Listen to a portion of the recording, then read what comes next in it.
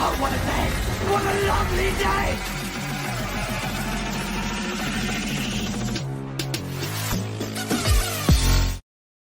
Welcome to Flat Earth Debate Uncut and After Show.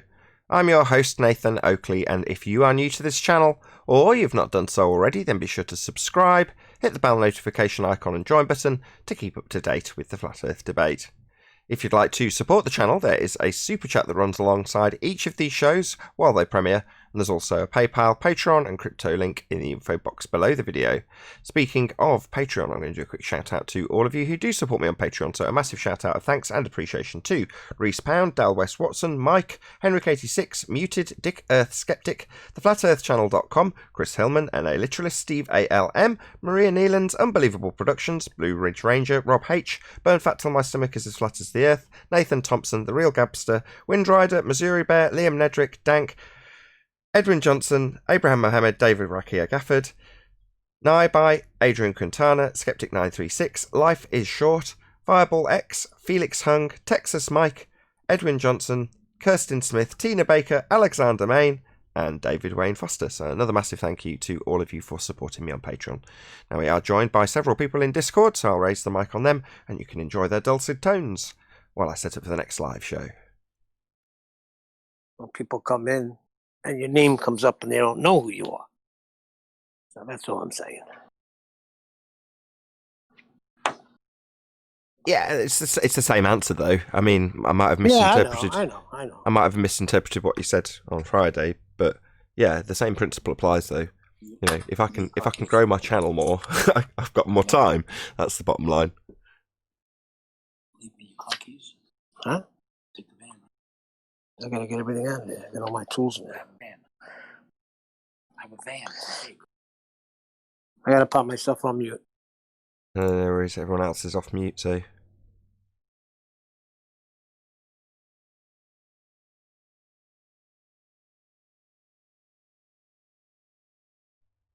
Nathan, can you hear me? Yeah, hello? Hey, man. Did I hear you say that you were once a sales rep, or you're into like pro audio gear?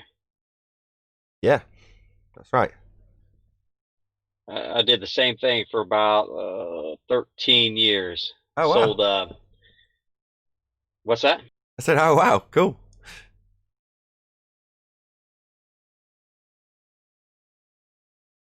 What did you sell? You were about to explain what you sold for 13 years, but I cut you off. Oh, yeah, wow. you know, just recording gear, guitars, just all musical stuff, pretty much. Help people set up studios and help them with the software and stuff like that. I only just started looking into it on that side of the fence.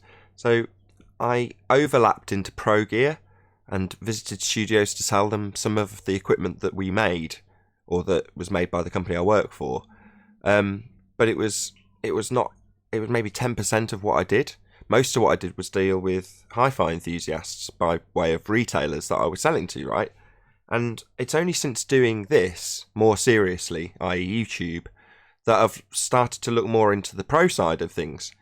And it's really eye-opening because they've got a totally different view on how things are. So in the most instances, they can say, yeah, we figured this out. We can measure and test all of it, right? And here's the measurements, here's the tests. That's how it is. Whereas in the audio industry for domestic consumption, it's totally different. There's no regulations and it's all smoke and mirrors. it's really crazy. It's like the Wild West out there. Yeah, I just purchased the Universal Audio Apollo X4, their new little interface, and it's quite amazing. I mean, it's a huge step up as far as sound quality and what you can get for the money. Audio interface, you mean preamp, right? Yeah, it has a preamp in it. You know, it's called the it's Universal Audio, so it's a UA X4, I think, and it has their I don't know what preamps are in it, but I mean it's pretty much, look at like I think his name's Cayenne West or some rapper. It's what all the guys are using, like at their house. You know, that they're not getting all the old school tube preamps and the compressors Instead, they're going with this little unit because Universal Audio actually,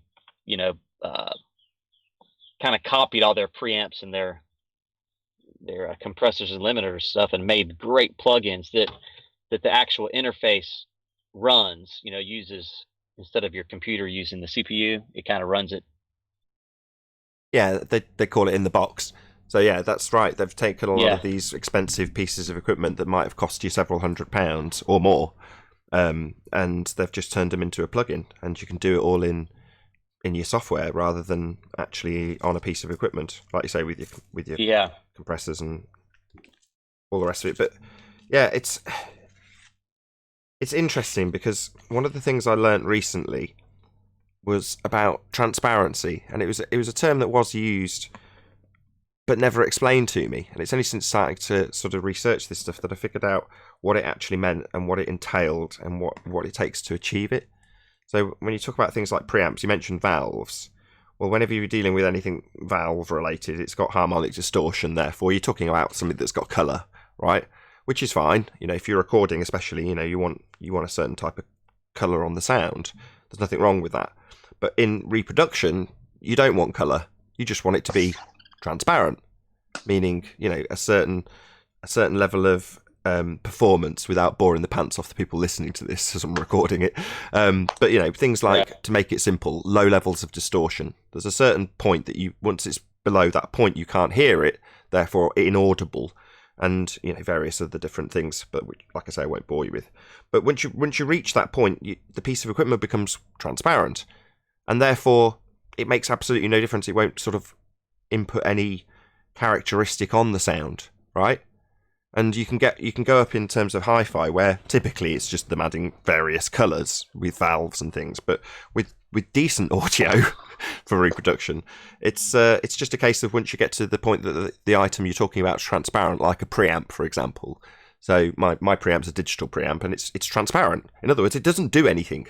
It just adjusts the volume, right? It doesn't input any sound on the signal. So therefore, It might as well not be there, right? It doesn't change anything, doesn't alter anything, doesn't add anything, doesn't take anything away. Same goes for my amps. And it's only recently, since learning the importance of that you say, well, a lot of the higher end stuff, it sort of reaches a point where basically you can't improve upon it. All you will do is add a certain warmth or coloration to the sound, i.e. a distortion of a pleasing nature. But beyond that, if you're not going for colour, you're just going for accuracy. Certainly I do. You just reach a point where that's it. That's as good as it gets. You can do whatever you like, and it won't make any difference. It'll just sound the same. Especially preamps. Anyway, fascinating. I love it. I'm a proper nut about audio reproduction, audio recording, all that stuff. It's fascinating to me. Well, have you ran into the new software they developed? I think Sonar made it, and it's so pretty much you can buy cheap studio monitors, run this software with the microphone I think you get with it, and it will actually shape the sound to be correct for mixing in that particular room that you're in. Yeah, I've seen them being used. When I saw them, the engineer that was using them, he set it up. He showed how he did it. He showed the mic that was running active. It's always running. But it was in a fully treated studio, and it's kind of a bit like EQ. In other words, if your room's crap, you can apply EQ, but will it fix the problems with the room? No, it won't. But if you've already fixed the problems with the room, you can sort of dial it in that little bit more with EQ, and the same applies with these mics. Yeah. They're essentially just an active EQ for the speaker, and if you're in an untreated room and you whack that system together, it just wouldn't work, because you can't do anything about room modes and reflections and things like that. You just can't do anything about those things unless you treat them. The mic, you can't cancel out what is essentially distortion. If the sound's bounced off a wall and then literally mixes in with the direct sound, that's distortion. And what's the mic going to do about that? Well, nothing. It can't. It's bounced off the wall and has reached your ears. That's the end of it. There's a certain degree of compensation, okay. But yeah, for cool ideas. But it's just, I don't know, the acoustics element is the thing that I've most recently been studying, and found out a lot of other things about pro audio along the way of studying acoustics. And most of it, you sort of, I brushed by it when I was in the industry and selling to studios. They'd talk about this stuff, but because I wasn't a trained engineer, some of it went straight over my head. And I'm not there to ask them questions about that sort of thing. I'm there to flog them an amplifier. You know what I mean? So while I heard the terms, there was a familiarity that I've only just sort of realised what a lot of the terminologies and what they meant and what that involved really meant since looking at acoustics. So it's just by coincidence that those particular speakers have crossed the path of me by looking into acoustics recently. Yeah.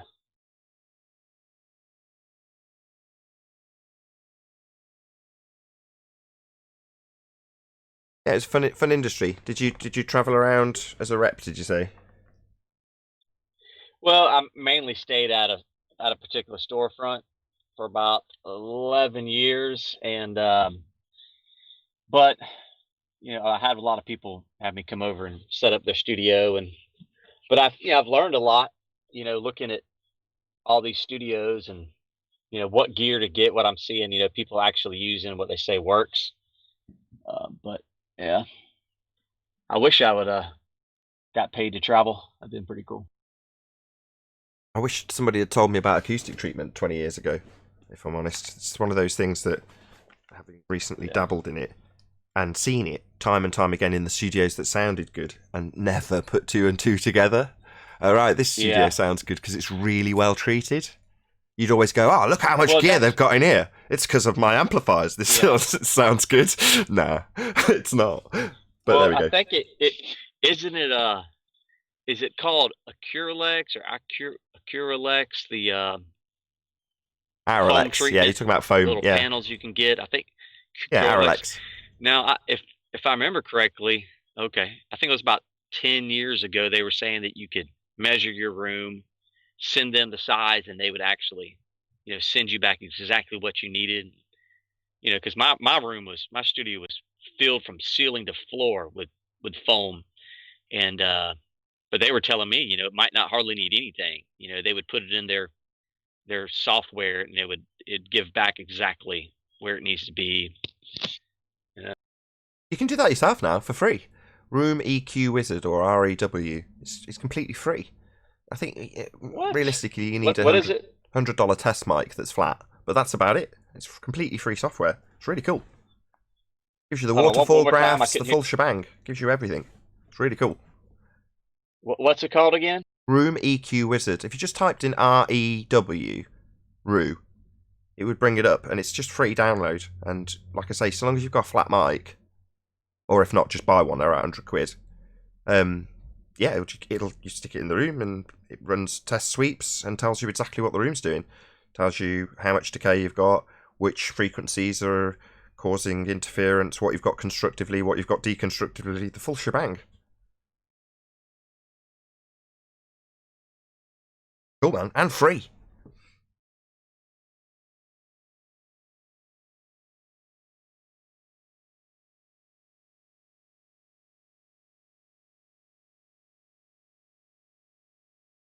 Yeah, that's a new one on me as well. I've only just started looking into this stuff. I had no idea that stuff even existed till 6 months ago, when I started researching it all. But yeah, and the more I look into it, it's more the good studios have got good acoustician behind them. Basically, got good treatment, good acoustic treatment. I'm getting there in here. It's just so expensive to do it. You look at each item and go, oh, it's only £30. Oh, it's only £40. Oh, it's only £60. But before you know it, you've got like dozens and dozens and dozens of them, and you've spent thousands.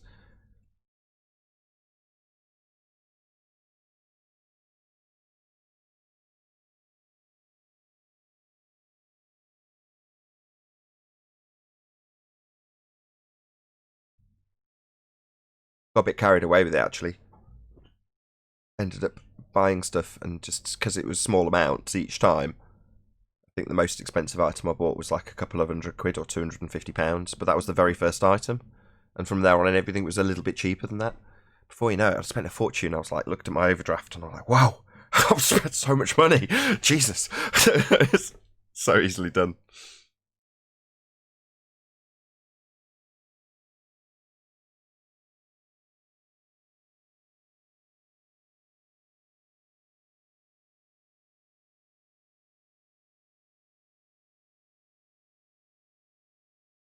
Still a few more of you off mute.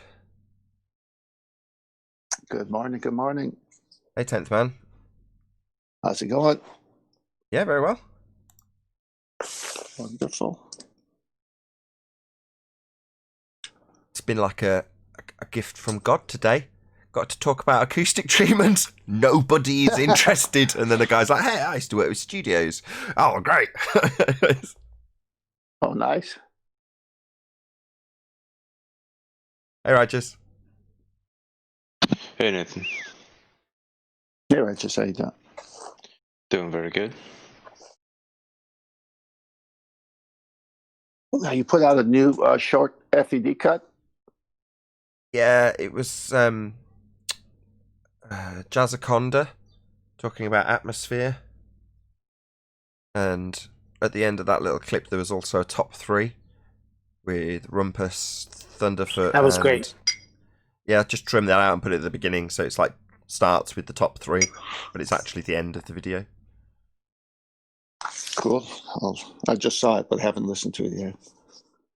If nothing else, just listen to the first 60 seconds of it, because it starts where I'm doing the top 3. Cool. So how long is the whole thing? Longer than I thought. I remembered it being maybe 10 minutes long, but it was actually like 20 minutes long. The discussion with Jazz. That's all right. Time flies when you're having fun. I was going to say, if I could stay on the show for over 2 hours, I think I can handle 20 minutes. Sure, but yeah, the ideal time is, from a YouTube standpoint at least, 8 to 10 minutes. That's what they want. Their average engagement's about 3 or 4 minutes. Their ideal, or their hope, is that you get 7 minutes engagement on average. 4 But your, more hours. 4 more hours. but your analytics is what, 30 minutes or so as an average to listen to your show? And I haven't looked in the last couple of days at my average watch time, but certainly the last time I looked on the second channel, yeah, it was about 30 minutes. It's less on the main channel, mainly because I release clips, which are considerably shorter than that anyway, so obviously I'm not going to have an average watch time of 30 minutes if there's clips that are 10 minutes. So, no, it's not that high. I think on the main channel it might actually still be 17, 18 minutes. I'll have a look now, give me a second. Tell you exactly.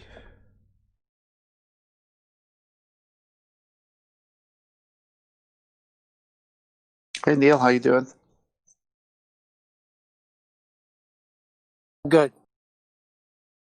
Here we go. So I was bang on. 17 minutes, 13 seconds is the average view duration on the main channel. So you go from 17 minutes to the shorter ones, 30 plus minutes for the full shows, and the YouTube average is about 3 minutes. Something like that. Well, that's say what it really is good. for the second channel. Fun. I don't understand. Even when I listen to the show that I've heard, Gone up. I can't shut it off. God. I listen the whole way. Sorry to interrupt. My average view duration on the second channel is 37 minutes and 46 seconds. That's astonishingly high. Well, especially Your when you go against average viewer watches for nearly 38 minutes on the second channel. That's I didn't know it had gone up that much. Previous month was 33 minutes 26 seconds. So 37 minutes average watch time on the second channel. That's amazing. No, that is good. That is very good. That's an average. Yeah. I mean, it's only the second channel after, at the end of the day, so you can't plough too much into it. But there we go. Still, very good. There you go. Now you know. Well, that's it. I'll give you my opinion on it based on just my own watch time. If you want to be a student and learn the arguments, you watch the show or listen to the show again, and you have a notepad and you take notes. So people like me would add to that watch time. If you happen to be a different kind of audience member, which is just for entertainment, you're only going to watch it once, unless you really caught a funny spot or, hey, I got to share this thing from a show I learned, and then they watch it again, but it's for entertainment. So you got two kinds of people: students who take notes and re-listen to make sure their notes are right, like me, and then other people who just for entertainment purposes. At least that's my view on it.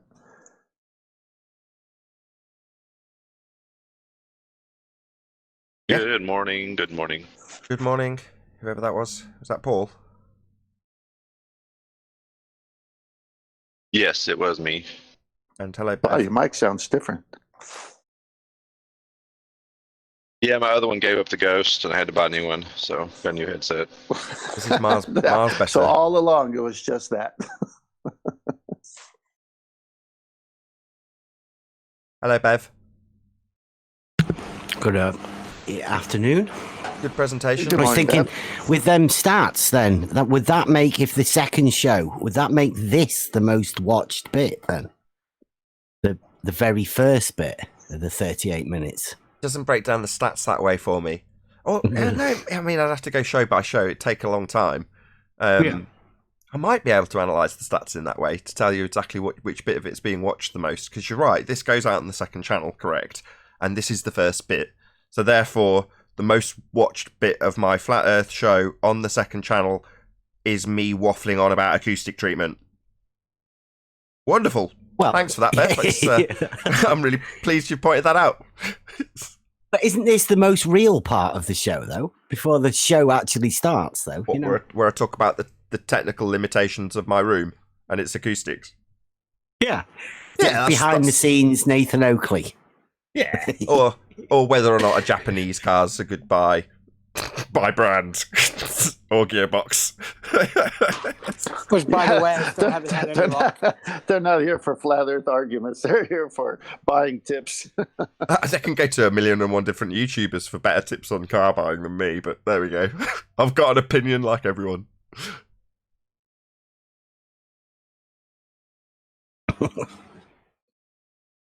Well, yeah, that is some good numbers, that, though. It is. I'm shocked. You can hear me stammering over my words over it because I was expecting it. I knew it was high. I was boasting that it was 30 minutes. So it was like nearly 38 minutes. You're like, wow, that's a long time for people to be sat in front of the show. On average as well. That's average. So Yeah. you get people that click on and click off and other people that are watching the whole thing. Yeah, it means there are people that were sitting through the entirety of the 2.5 hour, on most days, show in its entirety. To get that average. It's a that lot high. of call for people just listening to other people chat. So I understand. I mean, I've asked enough people about it, how they consume their content, and several of them have said of noteworthy mention would be Dave, allegedly Dave, when I quizzed him about his consumption of content.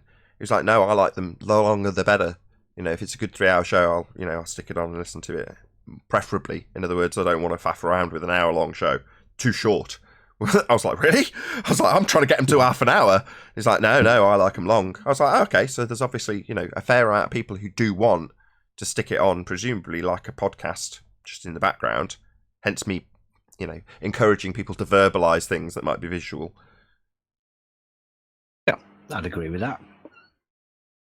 I mean, my missus, she listens to people playing Minecraft, talking about orange blocks and different types of wood. I mean, like she's happy with that sort of chat. So I imagine there's people everywhere that listen to all sorts of things. Oh, definitely. Just hearing other people talk is quite comforting to a lot of people. Absolutely. I've got a tendency to watch speedrunning videos. I have absolutely no gaming interest whatsoever. I am not a gamer. The last time I played a game was to actually benchmark my computer, make sure it was overclocked correctly. But beyond that, it was never actually really played. I flew the helicopter around to see if the computer would crash. That's it. But watching a speedrun, watching somebody who has essentially dedicated their entire life to knocking a second off Mario, that is entertaining to me. That is just ace. Great. Yeah, no frustration, all of the enjoyment. Yeah, you're watching somebody who's basically, they call it grinding. They go through the level till they mess up, reset, go through the level till they mess up, reset, and they'll do it dozens, if not hundreds, if not thousands, if not tens of thousands of times.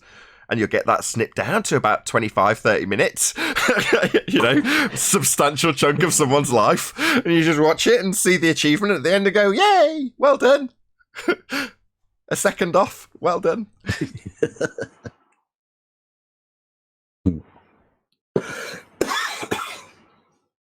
But there's aspects of it that are interesting as well. The cheaters, In the same way we have the obfuscation tactics and all the rest of it in the speedrunning community, they've just got outright cheaters.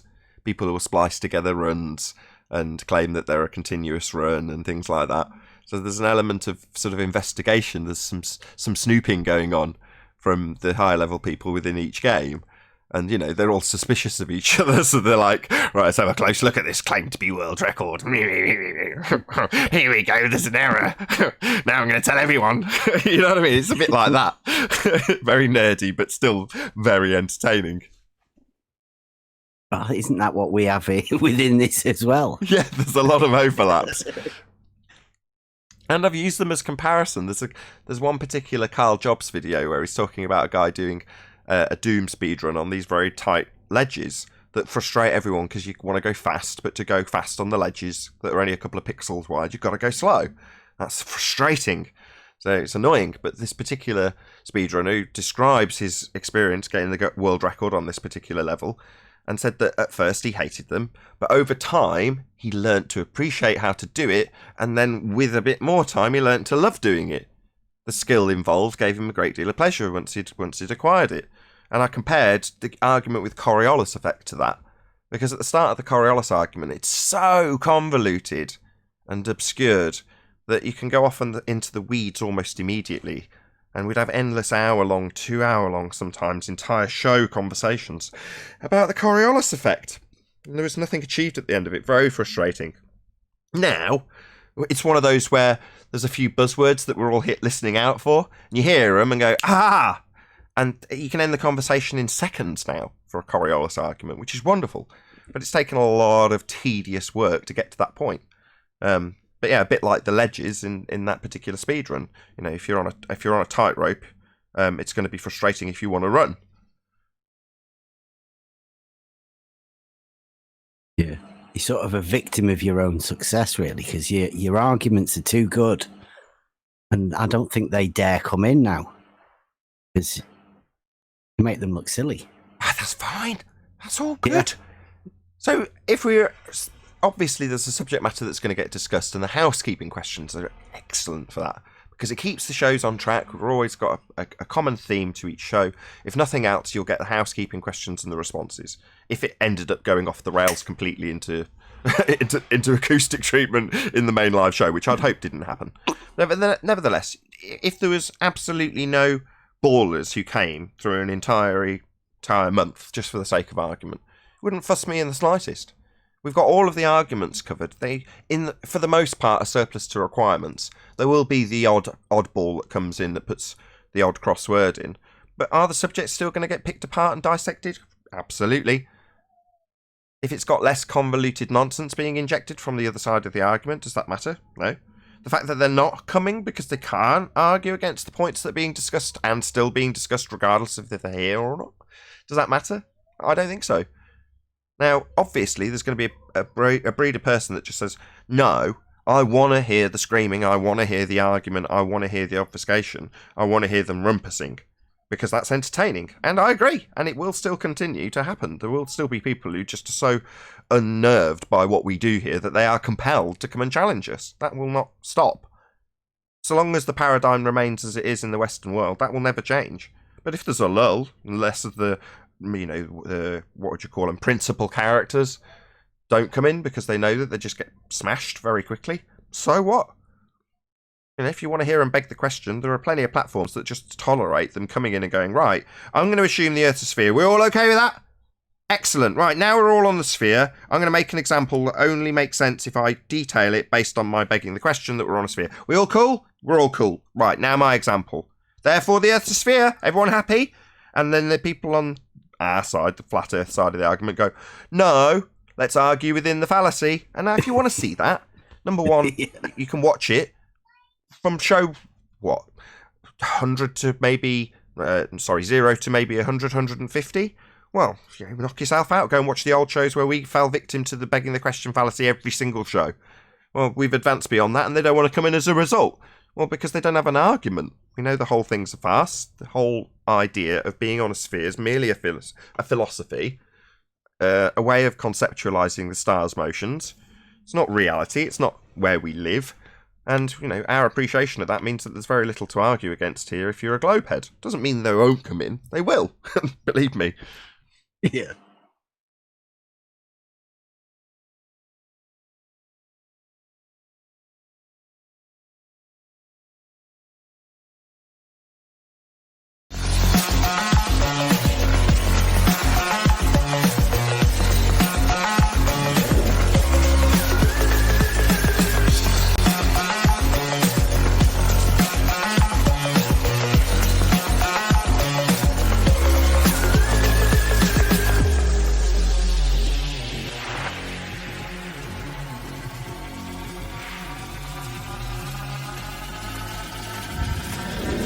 Oh, what a day! What a lovely day!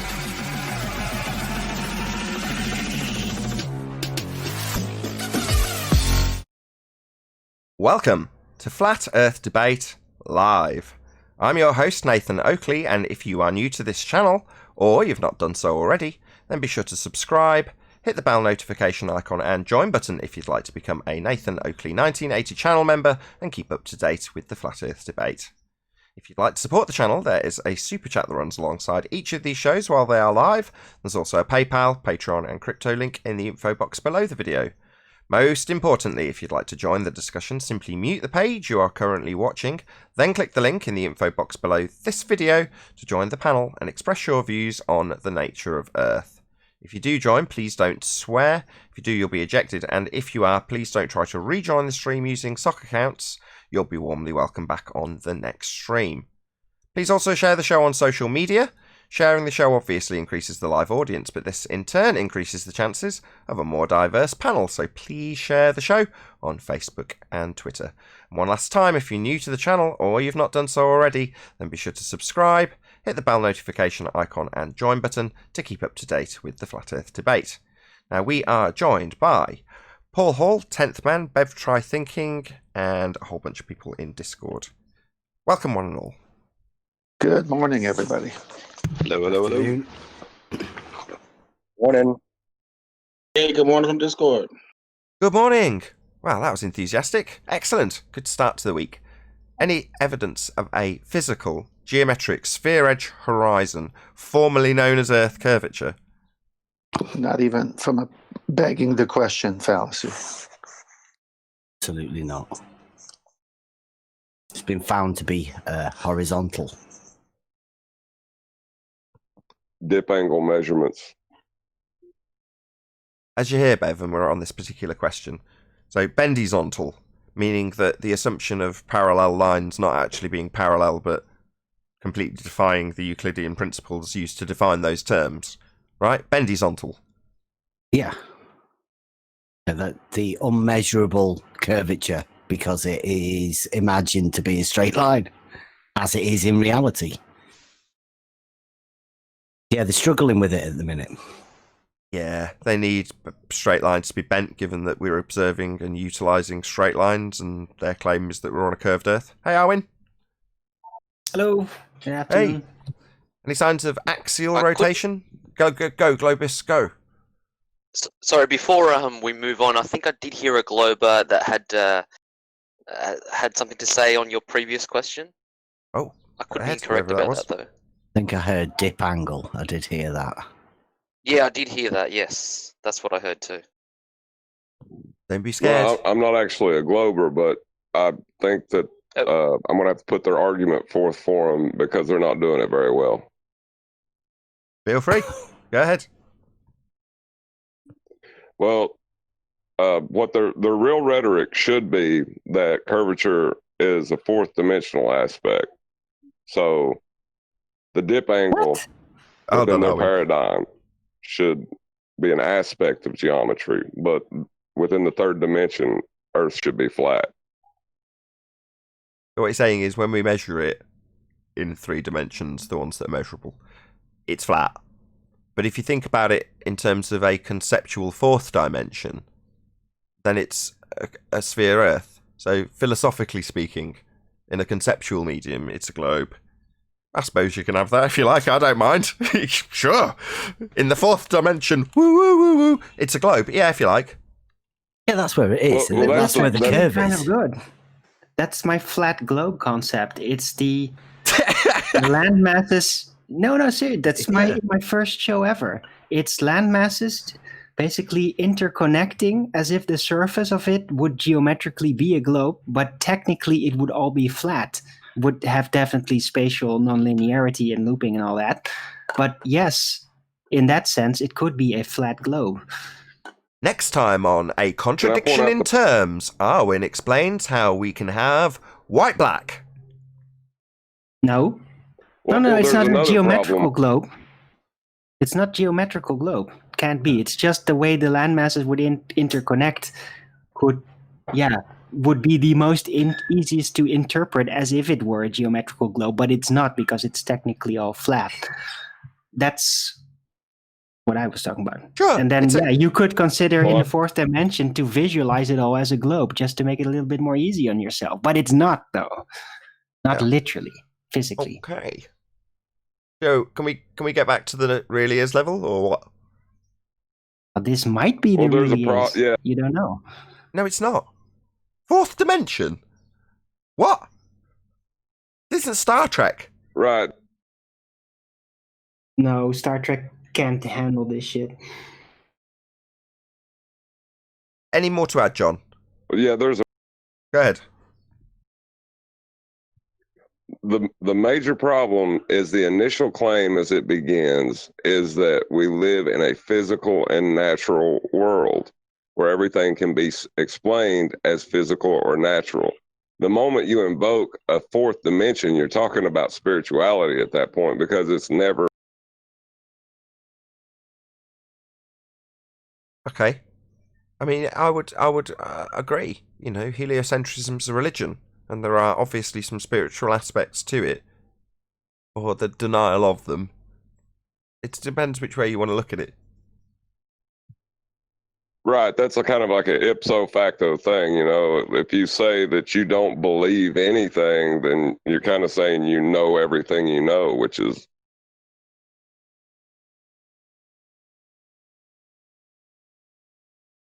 Okay. Yeah, you breaking up every now and then doesn't really help understanding what you're saying. I know, I'm getting him. Makes sense. He's coming in and out of the third and the fourth dimension. The breakup. Don't do that. Right, let's move on. I'm trying to move it on, Arvin. Any scientific evidence? There's whatever. Right, okay. Let's move I'm on up for the fourth dimension concept a lot.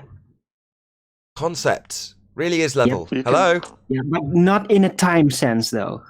No, you can think that if you like. Have you two finished with your infighting or what? What? No, I'm just saying hello. No, 10th man is just being very punny again. That's all. Any evidence of the distance to the sun? No evidence for the distance to the sun. It's over there, shining bright. Or wait, shining. Not an object, really. Before you could argue the distance of the sun, you'd have to figure out the whole argument over the dimensional aspect of reality and whether fourth dimension. No, you don't. Here we go back again to the fourth dimension. Yeah, you can consider, but you don't need to. Before you can assert any evidence for the distance of the sun, you got to know what the shape of the world you're standing upon is. What? Why? Wouldn't you actually want to figure out what the sun is? Right. I think what John's doing is he's suggesting that because the globe heads say that we're going to assume a shape to the Earth and then adjust our angle measurements to the sun, then we must find out the shape because they assume a shape, right? Exactly. No, we don't. Arwin's right. I don't disagree with him. Just because they've got an assumption of an R value, bearing in mind that their starting premise is from flat, then insert R. Well, we don't have to do that. We don't have to beg the question that we've got a sphere Earth beneath our surface and then adjust our measurements to compensate for that presupposition. That's just not needed. Well, maybe Arwen's right in the third dimension, but he's wrong in the fourth dimension. That's yeah. Well, You don't know what in you're the fourth- talking about, but you might be right. You And that don't still doesn't understand make any 10th. sense to you, 10th. So Don't understand 10th. Within It the makes total fourth sense for dimension, me. There it's was the a- upside down. Good morning, guys. Hold on, Chocolate. Good morning, but John's got some very important globe nonsense to punt. Go ahead, John. Yeah, within the fourth dimension, it's the upside down. Curved is straight. Time has physicality. Everything within the fourth dimension is the opposite of reality. Coke is Pepsi. No. Amazing. Let me just say from But that's- personal that's where they get- experience, no. That's where they Well, in get the- their religious fundamental thing about curves can be straight, because in the fourth dimension, curved is straight. No. Just no. Yeah, it is. Geodesics. Look it up. Anyway, yes, thank you for that beautifully concise nonsense, John. Well, Arwen doesn't have my takes a- pedigree. Wait, are you saying that in pseudo-Ramonian force space that's actually a thing that is said? Yeah, look into Well, geodesics. all they're doing, and Yeah. Fuck. Okay, well, that's not my fourth dimension. That's pseudo-Ramonian force space. That's not a system that I'm willing to entertain for my own Sorry, constructions. it wasn't heliocentrism versus Arwen. Okay, it's just that when talking about the fourth dimension, I'm not going to automatically assume it's going to be pseudo-Ramonian force space based off fourth dimension. Oh, our bad. That's stupid. Well, okay. I was going to say 99% of the Western world, but given that there's plenty of people on this panel that come here that deny Einsteinian because it doesn't have a force to keep gas here, you know, there's a good chunk of the Western world that do, though, that isn't there, Arwen, and you are but one man without causing offence. How dare you? oh, I can't wait till I get to that part. That's where it gets fun. Okay. Do I need to ask about gravity? Any scientific evidence of gravity? Yeah. In the fourth you're gonna love dimension? this- Tenth, are you going to say that? Oh, John's got some. No, John's I got grew some up in words on the 60s subject. With the fifth dimension. Fifth dimension. I think you've just made that up. Yeah. No, I did make it up. I grew Outrageous. up in the 60s with a band called the Fifth Dimension, and they had a song called "Up, Up and Away" in My Beautiful Balloon. No, that's tolerable. But, you know, only Einstein can invent dimensions. You're not allowed. Oh. Egg. Well, if Arwen could do it, I'm going to if do it Arwen could anyway. if Arwen could have a heliocentric bee, why can't I have a fifth dimension bee? Look, you're never A going to what? be an Arwen. Just accept that. Hold on. My fourth invent dimensional rebellious gas conceptions are not particles. heliocentric in nature, 10th man. Don't insult me. Just because I can presuppose the heliocentric model does not mean that I am constructing it. Look, Thinking it's some viral I heard Arwen. rebellious gas particles. Arwen. Go ahead, Chocolate. Yeah, I say we invent rebellious gas particles. Or they invent them apparently because, you know, they have gas particles that decided to not act like gas and they're a second law of thermodynamics violation. So yeah. Yeah, no, Chocolate, they put on weight too. They put on some weight. Get the weight. Yeah, they got to the Carmen line as like really attractive hippies with flowers on their cheeks and stuff. And then before long, they were eating cakes and putting on weight. Can I finish with Arwen real quickly here? Yes, okay. Well, Arwen, the only thing I insult is my food, so don't worry about it. I won't insult you. Your food? I got an answer from the I fourth was going to dimension. say, John, save me from this. John, go ahead.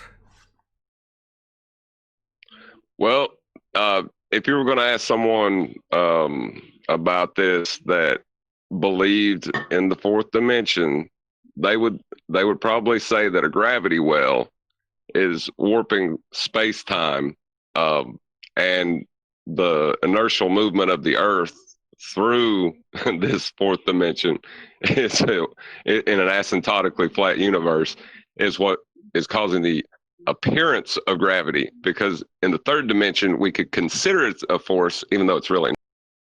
Do you want to try that all again without laughing? I mean, I can strap on No, the I Klingons can't. at the end for a joke if you want. Wait, I think I get where he's going. Okay, I'll try it again. All right, I'll try it again. Within an asymptotically flat universe, the inertial movement of the Earth through the fourth dimension would cause a gravity well in which air would be. Oh, you've ruined it, Ryan. I can't do it without laughing. It's a struggle. Yeah, it needed some Klingons to make the story a bit more, palpable. I've got something else about. Well, there's another problem with. Hold on 1 second, Paul. I will let you go. Go on, John. The biggest problem with the Einsteinian explanation is you're still assigning a vector, and gas doesn't have a vector. So even if you had a cup filled with air within a vacuum, spinning it in a circle, you would still have gas moving in all directions. So it doesn't matter which way the vector you create, the gas will still leave it. Yeah, gas expands in all directions. Correct. No down, go boom, boom, single vector. Paul, can you pop yourself on mute? Thank you. Yeah, spot on. That's the crux of the argument we have here, right? Why is the gas here without a container? Oh, well, gas is being pulled down with gravity. Gravity's not a force. Well, we think of it as a force. Well, your force has got a single vector, and gas expands in all directions to fill the available volume it has to fill. It's natural law. I got another reason why the gas particles didn't want to cross the Kármán line, because they age faster up there. That's why. Ah, that's a good point. Those rebellious bra-burning particles did not want to age faster. But, as a result, they ended up sitting around eating cakes, gaining weight, making their way back down again. Going down, go boom, boom. That's not part of the rhetoric. We appreciate that. It is now. We appreciate that we've made that up ourselves. But it is true. Well, now, let me explain it. So at ground level, time moves slower at your feet than it does at your head because you're in a gravity well. No, you said gravity well. So time slows down as you get closer to a mass, and it speeds up the further you get away from it. So I'm right. And that's why they didn't leave. Well, no, there's a problem with that because they shouldn't be coming on here saying that they observe things to fall down. They should say that they observe the Earth rising up to things. That's what should be their argument. But it's silly, so they don't say it. Well, they should say Earth's following its geodesic through space-time. Correct. Right, but this is all bollocks. Well, if they were to listen to Brian Cox, Brian Cox describes it as it's not actually the apple falling down to the Earth, but the Earth rising up to meet the apple. He just said that. That's what he just said. Yeah. That makes sense. No, it doesn't. This is all nonsense. Hold on, chocolate. What do you mean this makes sense? Does it? Yeah, sure. Yeah, how would the apple know the ground is in its future? Dude, not sentient. Apples don't think. It doesn't make any sense anyhow, because if the Earth would be moving, the entire Earth would notice. So, yeah, it's not sentient either. Go ahead, John. The whole point of this is that their observed phenomenon that they're claiming is not actually happening. Nobody is observing the Earth rising up to meet shit. Right. This isn't science, this is mathematics. This is merely abstractions, reified into existence by the fundamentalist religious zealots we encounter. It's just maths. Yeah, but the same people who say that the Earth rising is unsensible, or you can't sense it, are saying that it's spinning 1,000 miles an hour at the equator. Well, they calculate it to be spinning at 1,000 miles an hour, and they calculate it to be rising up to meet the apple. Meaningless abstractions. A way of describing something doesn't cause anything. That's why gravity is not a force. Are you sure, Nathan? Because I could have sworn I heard Neil deGrasse Tyson say that because they calculated how much fuel they need to get to the moon, therefore we know they went to the moon. Well, they calculated how much fuel they would burn whilst travelling through Narnia. Or outer space, the second law of thermodynamics violation. Any evidence that you can have, the gas pressure. See these clouds here? They're high pressure gas. Any evidence that you can have that high pressure gas without the necessary antecedent of a container for the gas to press upon? Or to put it another way, is there any evidence that we could have this second law of thermodynamics violation with the gas not filling the space? I already told you that an equation was put together and written down on a piece of paper. Therefore, that place we call Narnia actually exists. Thank you. But what if second law of thermodynamics doesn't apply to the Earth? What, the law of nature? Yeah. Top 3. That's number 3. Any single viable... So it was originally established on Earth, and then somebody much later in a debate is claiming, no, it doesn't apply to the Earth. So how was it established then, originally? Way too many reifications of privations. Yes, it was Second law of established. thermodynamics violations. It was established So on if it Earth. doesn't It was established on Earth based on what's happening. It's just a description of what happens always. That's all it is. Natural laws, not scientific, just descriptions of what's occurring. That's it. Now, if it wasn't always occurring, it would not be a law. I.e., the description wouldn't apply because it wouldn't always be occurring. Now, we do definitely have this law of nature. You can accurately describe the increase in entropy we observe always with the second law of thermodynamics. It's not simple, but it is definitely always applied. Oh, what do you say? Oh, atmosphere, this word we've invented to say that gas arbitrarily takes the shape of a sphere. That doesn't have the second law apply to it because that only exists in a mathematical reification of the heliocentric model. But in terms of whether or not it applies to Earth and nature, absolutely without question. If it didn't, it wouldn't be a law anymore. I got one for that from the fourth dimension. From the fourth dimension? Do we need to do the harp music? No. Go ahead, from the fourth dimension. It's getting the fourth dementia. Well, there's a response to it. It's silly, but I gotta. Go for it. Go, John, go. Like the minute that. Go. I'm sorry. The minute you say the fourth dimension, you're violating physicality from the beginning. So your whole argument that you stated that we live in a physical natural world is obsolete at that moment. But they're saying that reality itself is bending to contain the gas particles when they claim a. Come on, John. We've seen light go around the sun or around other objects. We've seen this thing called atmospheric or gravitational lensing. We've seen that. Come on, John. It's physical. What are you eating there, Paul? 10th man dishes, ladies and gentlemen. Bro. Subscribe today. Yeah. 10th Hey, man all I dishes. know is John said a minute. So he's got time in the fourth dimension because he said a minute.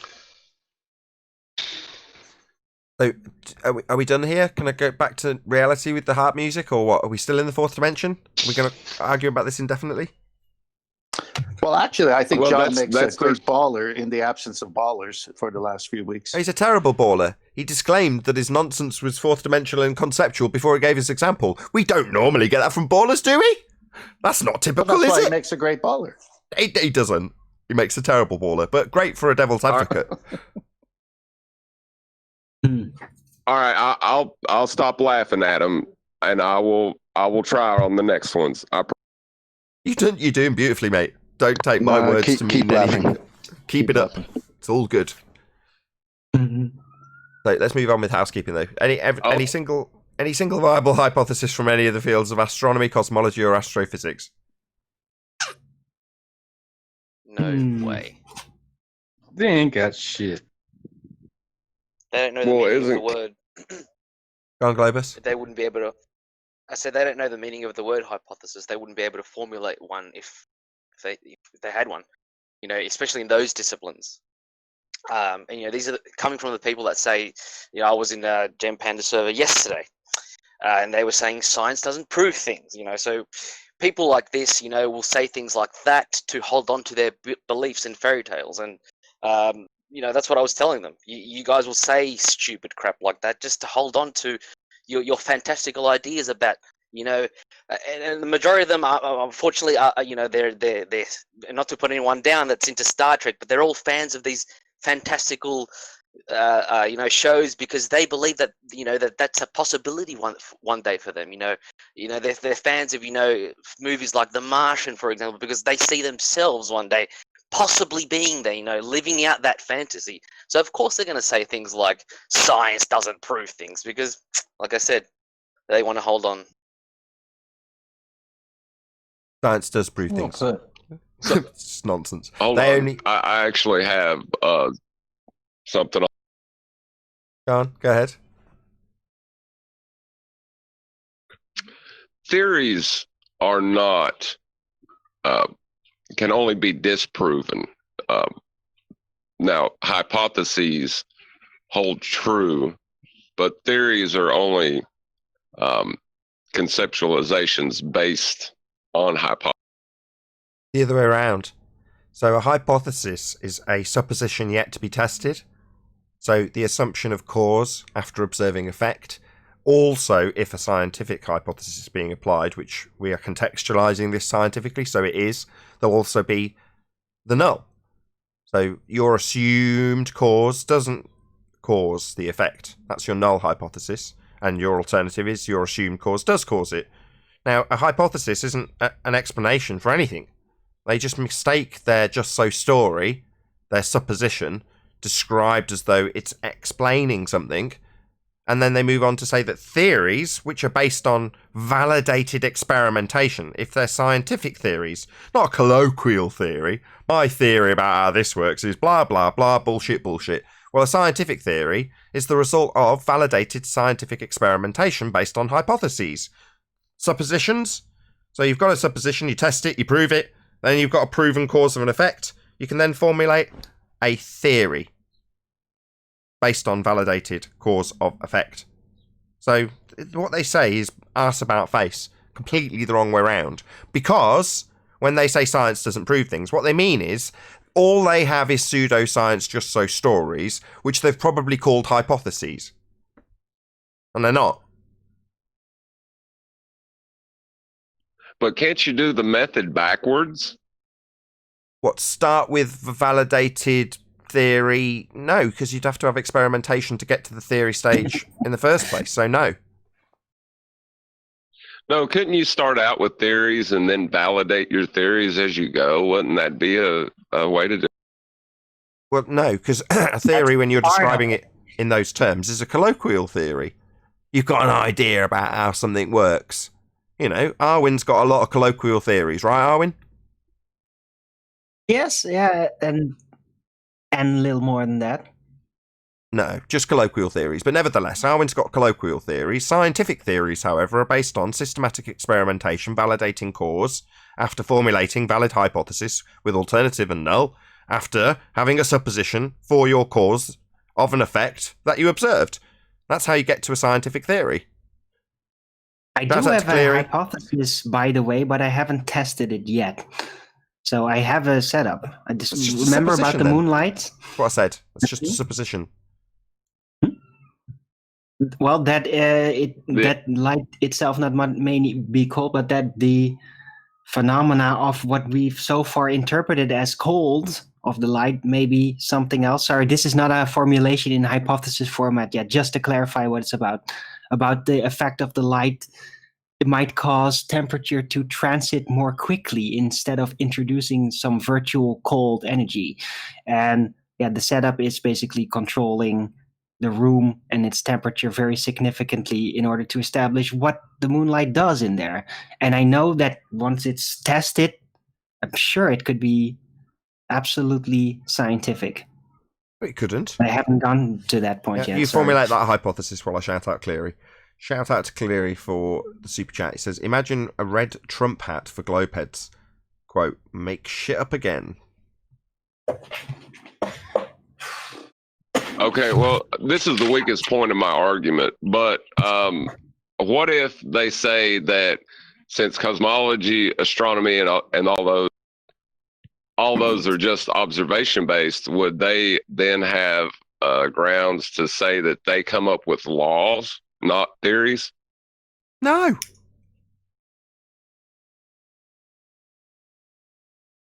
Natural law. You know, they're not entering the scientific method. Right. So what? You want them to just be able to lay down the law of what things are with just so stories? Absolutely not. If they're using explanations and descriptions of cause and effect relationships, and then claiming validity, usually with the vernacular of science. So absolutely not. No, these people aren't going to lay down natural law. Natural law just is a description of how things are. So if you want to say, well, they've got a pattern down, well, you can call that law if you like, if the pattern's continually doing that. But so what? They're just describing a pattern. But that's not what they do. What they actually do is look at a light in the sky and say, you know what that is? Right there. That's a burning ball of gas, that is, in a vacuum. Why? Well, because I made it myself. Look at these mathematical equations from Einstein. 1 2 1 2 check. Is my microphone clear, loud, and coming through? It is. Oh, that's a beautiful entrance again, Spurs.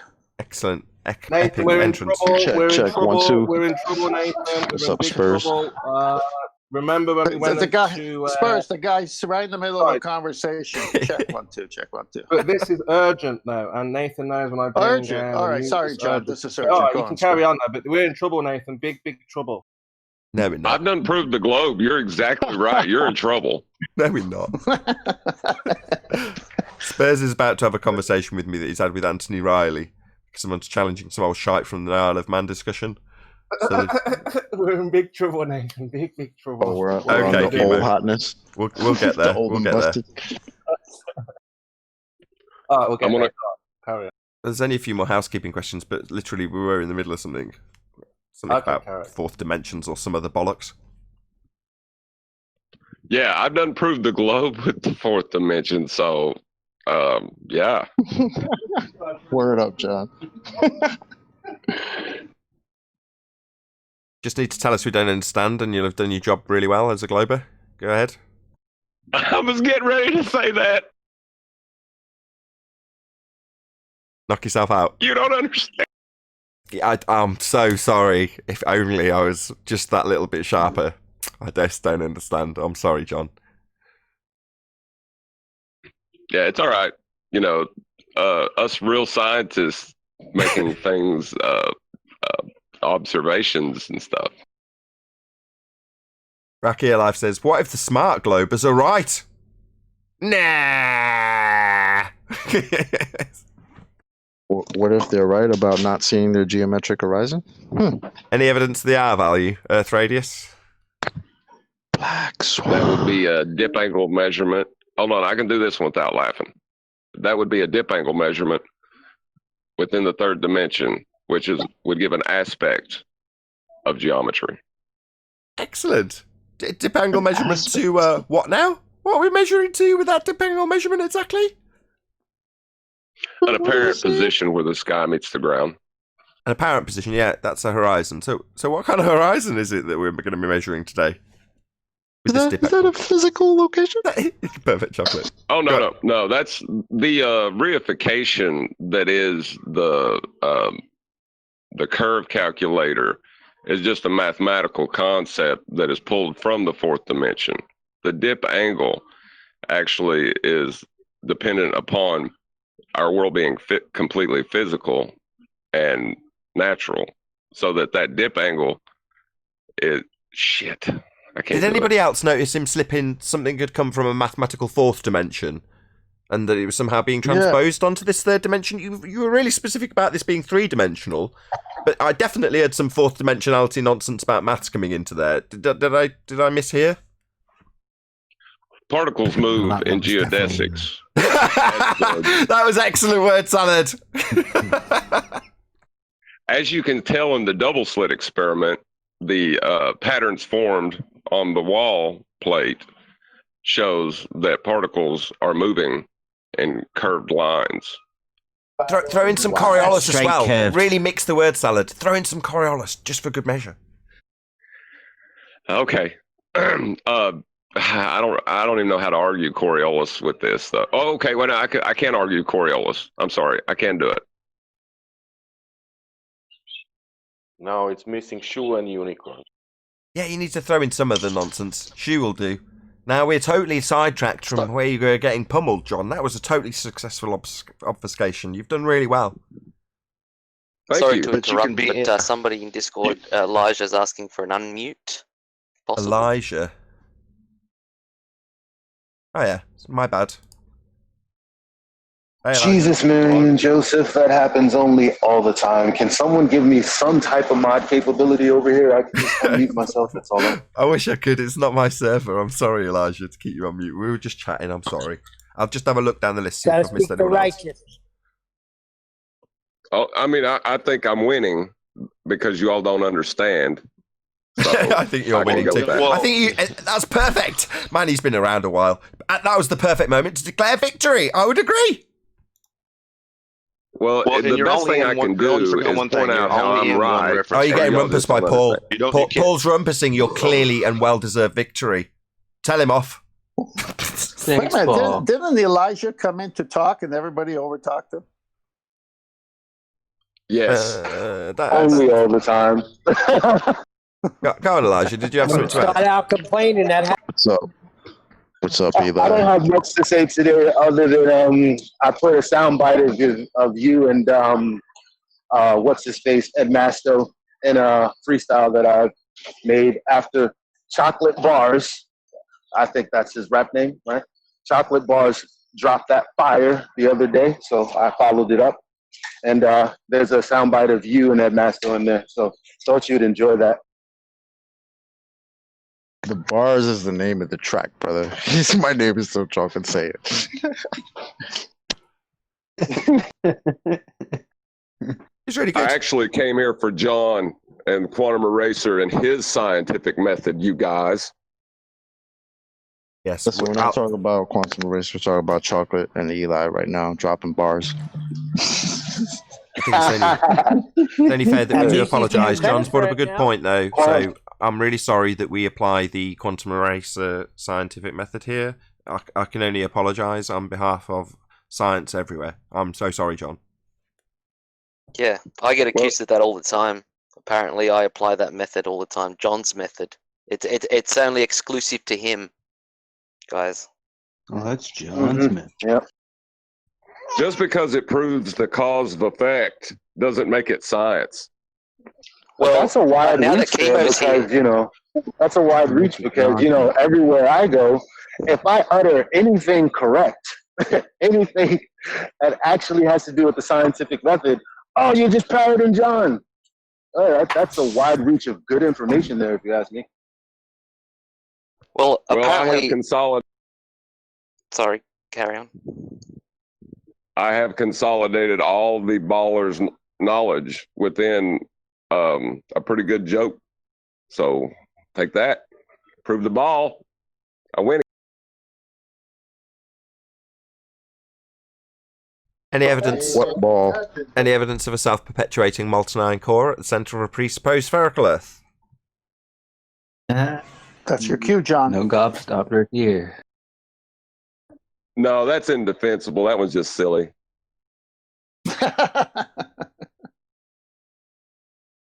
You pass on that one? Just say P waves and S waves. Everybody passes on that one. Paul's helping him. Go ahead, Paul. Just say P waves and S waves. Then you're done. You're good.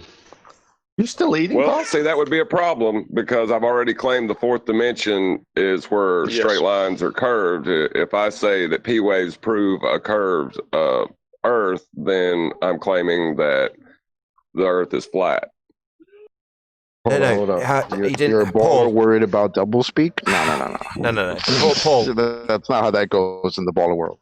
Paul gave you very specific instructions. He's going to repeat them, and you're going to follow them verbatim if you want to win here. Can you give me the instructions again, Paul? Follow them verbatim. Do you understand, John? Go ahead, Paul. Just say P waves and S waves, and you're done. You're good. You're all good. Try. Okay. P waves and S waves. Oh, my God. Oh, damn it. Damn you. Damn. You've got us. You got us. You bugger. No explanation needed.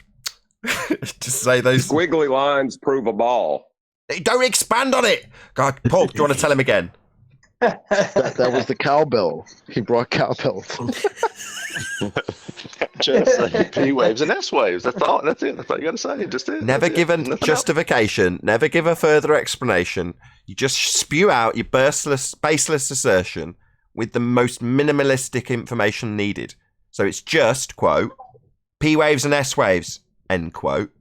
And that's it. You don't need anything else. That's all you need to do. Or you could formulate it instead of forming the consequent and just say, Toasters if Earth is a ball, no, he's doing it better. P waves and S waves. He's doing it even better. Even better if you can do it through someone else, like I'm going to do to Chocolate. P waves and S waves while someone else is talking, and then later on say that you've already proved it, as you've said it through someone. That's much better.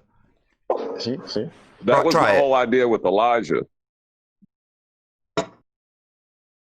Yeah, what was that? But what if it was a baller that was actually innocent and isn't like all rumpusy and all that? There should be some of them around somewhere. They probably haven't bumped into us yet. But yeah, I think it's trained into them. It's trained into them. Yeah, but Arwen, that would mean that once the argument is shown to be a fallacy, that they would concede. How many ballers have conceded who were innocent? 2. There's been 2. 2. In how long of a time? 5 years. All right.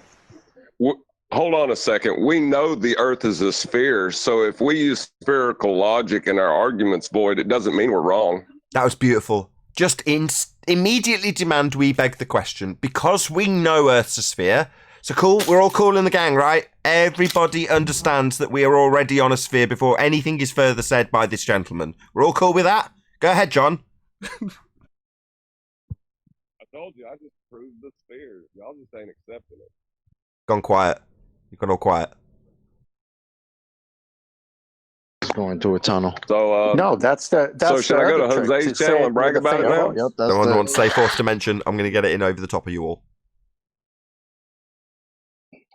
Well, go to Jose's while he's triggered. He's been a little triggered baby last couple of days. Which Jose? JG Wentworth. JG what? Wentworth. Oh dear, I timed him out in my chat. JG Wentworth. Hold on. Is that a racist slur? No, it's a commercial here. It's a commercial. Funny enough, he left the live stream I was on yesterday screaming racism. And I was like, bro, every time a guy tells me that I'm talking too loud, I feel like that's racist, but I don't say anything. Chill out, bro. Chill out. I'm pretty sure you've got black friends, have you not? Which means you're exonerated from any racist charge ever. Yep. Did Jose not know that? I mean, well, he himself felt that he was like racism was brought on him because somebody said something in Spanish. I can't even remember what it was. But how's could it have been someone who's not Spanish speaks Spanish? That makes it racist? I don't get it. I think El Boricua told him he was a disgrace to Puerto Ricans. And that's coming from another Puerto Rican, so that's his bad. What did he do, regardless of his disgrace on his nation? What exactly has happened that's caused people to cast such aspersions on such a humble gentleman as Jose? He's a troll. He's like, he said, I'm tired of the racism. I'm leaving. Goodbye. You know how he does. Hey, poison in the well. I forgot to do that. Can I do that right quick? Do what right quick? I need to poison the well right quick. Just so you guys know, Nathan is actually a baller. He's just doing this for money. That's outrageous. Smash the super chat. And plus to deceive all girls. I was waiting for that. Well, can we get a bit serious now? I mean, this guy obviously is not a real globe earther. This is obviously his way of dealing with Wait a losing. minute. This is serious. Yes, this is indeed serious. Smash thy super chat. Yeah. So obviously there was a presupposition and that the Earth was 3959, and obviously we went to go. There was a certain lighthouse in a certain place in a certain position, and we were told if you're in a certain location at a certain time, we won't see this lighthouse. Obviously, we went down there to try and verify, try to validate if we could see this lighthouse or not. Now, it turns out Ruif put up a challenge for Anthony. I don't know if you're aware of that, or if anyone's aware of this. So, Ruif had the idea that if the Earth is what they say it is, then if they go to a certain location, then they wouldn't see the lighthouse, because there was a little bit of a mix-up between pointing out which was the lighthouse, which was the building, and so on and so forth. So, is anyone up to speed with that? Do I have to go over the whole entire thing? Please don't. Just get to your point. Well, it turns out the lighthouse is in the place where the predicted location, because this is how you would do science in the heliocentric model world. You would have your hypothesis. You would predict that if the Earth is what we say it is, then we should see or shouldn't see this much. That's not a hypothesis. So that's not a hypothesis. That's not viable. It's incorrect anyway. Well, number one, if Earth a sphere, so you're telling me that the variable is going to be Earth a sphere. How are you going to vary that? What the if Earth a sphere, or if I beg questions of Earth curve mathematics with geometric horizons, then I will see this result. Well, how are you going to vary and manipulate your independent variable of if Earth a sphere based on begging the question Earth curve calculations? How are you going to vary and manipulate that as an independent variable? You can't. This isn't a viable hypothesis. This is nonsense. No, because if the Earth is what we say it is, then we should be able to see the object at this distance, and then we shouldn't be able to see it at this distance because of the Earth curve. But it's not a hypothesis. Hang on, that's what it's Spurs. saying. They have refraction. So why are they saying? Why are you buying it when they play the other side with the black swan and say refraction? No, you just bear with me and Spurs for a minute. We'll get there. This will become clear. So we're in trouble, the Spurs. lighthouse where we were at 17 feet, they said that we couldn't see the lighthouse from that elevation. If you go higher elevation, you should be able to see the lighthouse. And their predictions are right? What they're predictions that are based on having a physical geometric sphere Earth horizon obscuring a certain amount of the Isle of Man to reveal or what's the word they use? Obstruct a lighthouse in the distance. That is what you're suggesting. So if we beg the question like we did back in 2015, no, Spurs, we're so beyond this argument. Exactly the same as I said to Anthony. I mean, it's nice to reminisce about lighthouses when we were into this begging the question, perspective hijacking, proof of nothing Earth curve calculator. However, it's based on geometry that requires an R value giving them a geometric horizon, a sphere edge that's now apparently concealing this lighthouse, Spurs? Yeah, so the lighthouse... Not yet, but we've debunked that. They don't have an R value anymore for this maths, for their if statement in this scientific hypothesis that it's not. Well, they kind of do now because of Ruif. Ruif has now predicted how much you should or shouldn't see. Did you see his video to Anthony? No need to. His predictions based on a begging the question, proof of nothing, perspective hijacking, Earth curve calculator with a requirement for an R value that we have debunked with the Black Swan. Their model is untenable, so for him to just decide to stroll on back into town and assert that he can beg the question with an Earth curve calculator because Anthony's been dancing to his tune taking photographs for him. No, you're going to need an R value for that assertion. Still, that's not suddenly being forgotten about. Black Swan. Well, I mean, they say, again, it's what they say. They have an R value because they've calculated the distance to the Sun, to Venus, to the Moon. No, they haven't. The angle. The angle. They've assumed R for all of that. No. Didn't they need the R value first? Correct. Calculate all that crap? Sorry, Spurs, just let Chocolate repeat that. Go ahead, Chocolate, can you just repeat that? I was gonna say, didn't they need the R value first to calculate all of that other stuff? Yes, they How did. is it we know they have one because they calculated the sun and all of that crap? No, they just utilised it for You know that what I mean? crap. They just utilised the R value for that. They need R for those things, Spurs. It doesn't prove R. If you want to beg the question of a sphere to begin with, then any horizon that you see would have to be a sphere edge horizon. Correct. Is a horizon a horizon if you can't see it? Yeah. What are you going to be calculating, Spurs? What are you going to be calculating is how much the sphere edge is blocking this lighthouse, right? Yeah, but we do. Yeah, but why do you keep saying yeah, but? Chocolate knows this. Because Why is it always Chocolate yeah, knows but? that this is refraction of a different character. No, they've got we've got to take terrestrial that refraction, into account. Spurs. Their geometric refraction is what it is. 7/6R, or any manipulation thereof. Still needs R, though, doesn't it? Okay. And again, the observations, what Ruif has challenged Anthony to demonstrate that the lighthouse is where it should be with their predictions. How do you get around that? Chemo, why is it that you incessantly entertain their bullshit? Is it out of boredom? Because when I don't entertain their bullshit, I get muted straight away. But when you entertain their bullshit, the shows go on for hours and fucking hours. Because we're the Pardon my ones that are swearing. doing, we're the ones that are actually going out there. No. What are you talking about? But We go out you there. entertain their fantasies. You have to cut it off at the head, so you don't need to. But you do it because you do it out of entertainment. You know, that's why you have your shows. But why is that the only reason you do it? We'll find out in a moment after I shout out Al Junkie. So, big stick proves globe? Question mark.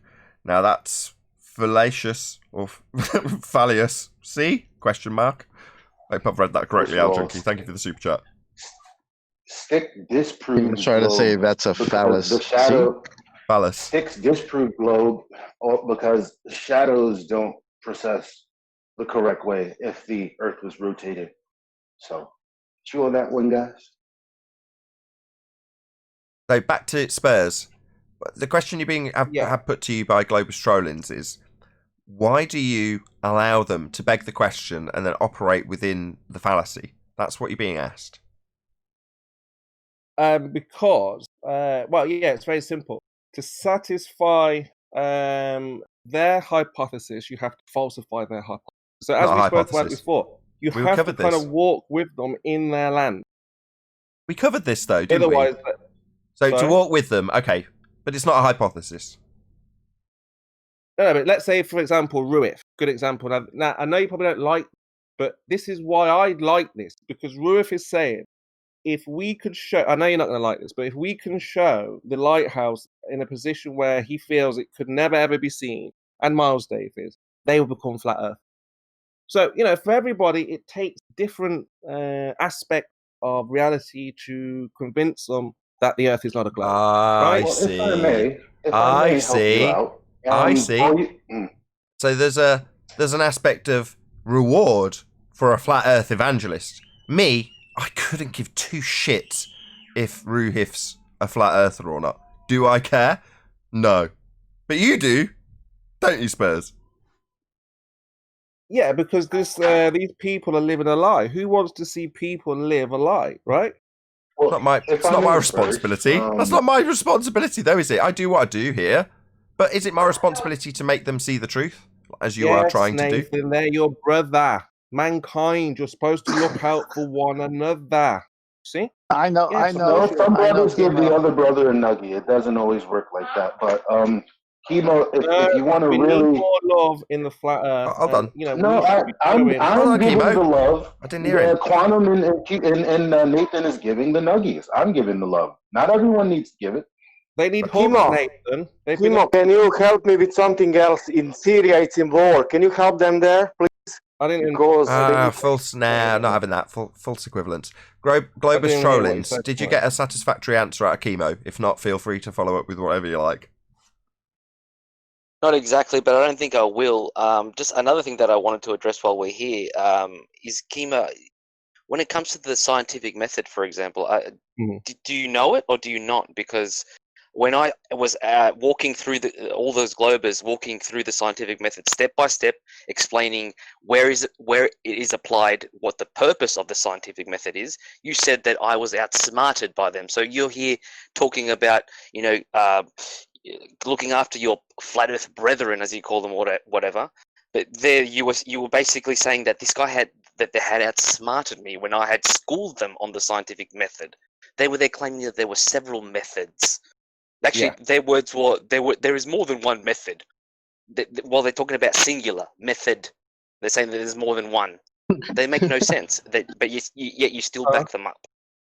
Yeah, because you were part of a new show called "Are You Smarter Than a Flat Earther," which is on Under No Pressure. You can check that out daily. So the idea was that you were challenging a globe earther. So I was kind of pressing you both to trying to outsmart each other.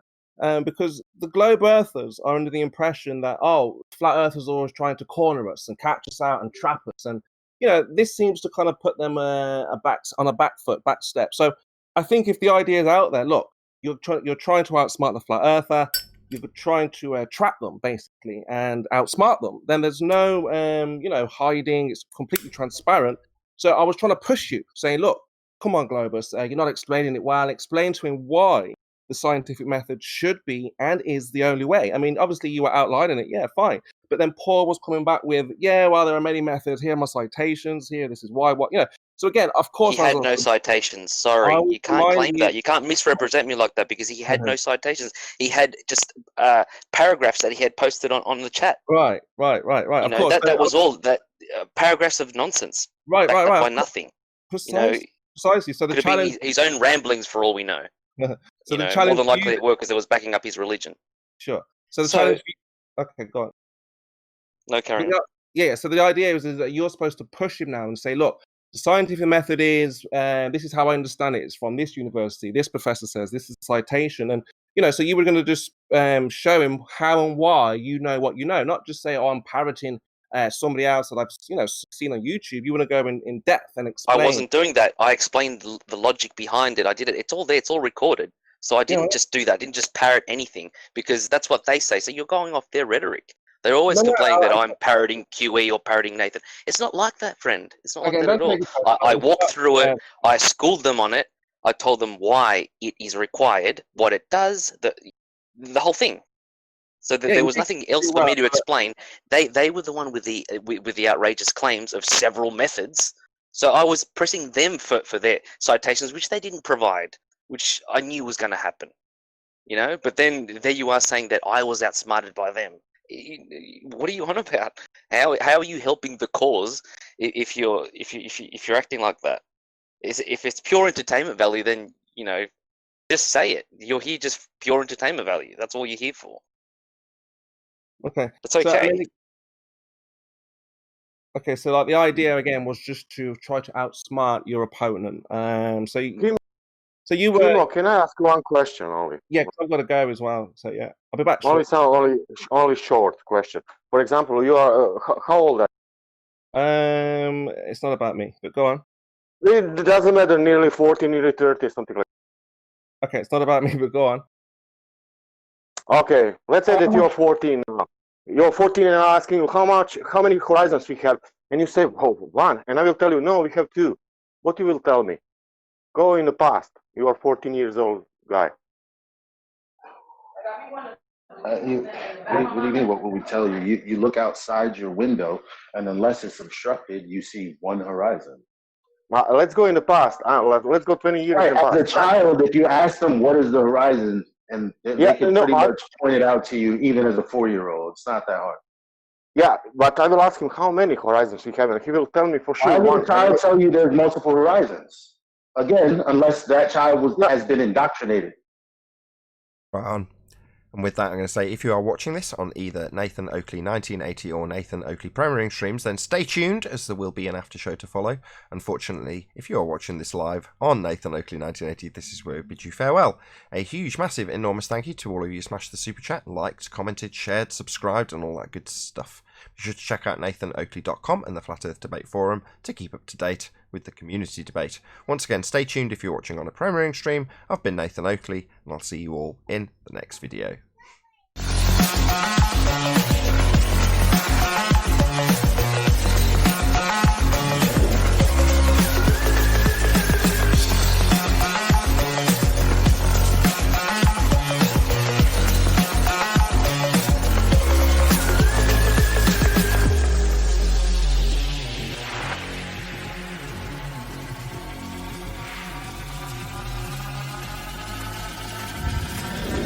Oh, what a day!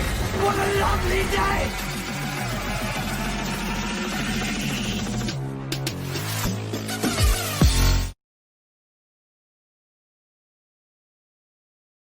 Oh fuck! I'm retarded. I don't know. I'm not so clever. I was so stupid these years. I didn't know how many horizons we have. right. That making me I really was gonna tell. retarded. You know. I was gonna tell Spurs that if someone is gonna tell you that it's refraction and the horizon is already 10 times too far, then I would point him to the next observation by the same guy who did the first black swan. Now he's looking at a platform that's 19 miles away, a foot and a half off the ground. I mean, if at that point a globe is going to say, yeah, still refraction, I can't help you. I'm not even going to waste my time continuing to talk to you. Word.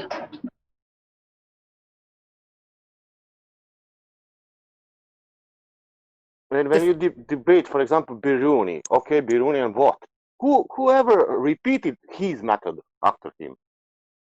1,000 years?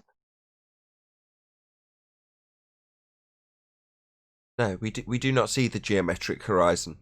He's the sort of physicalization, or whatever the word is, the making concrete of the abstraction. So he is the part of the story that takes this mathematical idea of a physical geometric sphere edge horizon and says that he's actually seeing it, looking at it, and measuring it. So he's the only point where they're taking this, we cannot see the geometric horizon. Well, Alberini did, didn't he?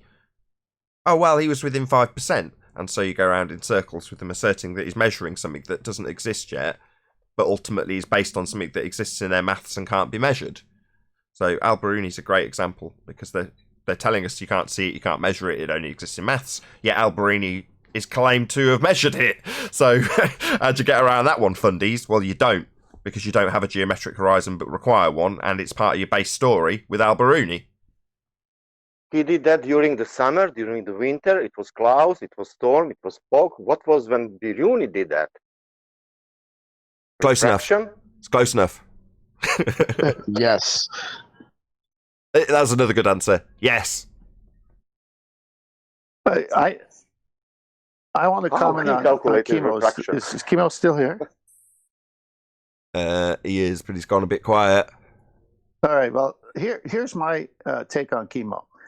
It's obvious Chemo's asking open-ended questions because he wants to offer therapy. So he's got to have them tell us how they felt, who their, like background information. This is why it goes forever, because therapists get paid per hour, right? So Chemo is doing his undergrad study here with the ballers. He's going to be a therapist one day. It's funny you say that, because I was thinking he's gonna have a good future career in like nursing home, healthcare for these old ballers. Because that's what he sounds like he's doing, man. I could just see Chemo in a few years. Back in the day, of course, he's older now, so Chemo would say, back in the day when I took on your predecessors, this is how it went.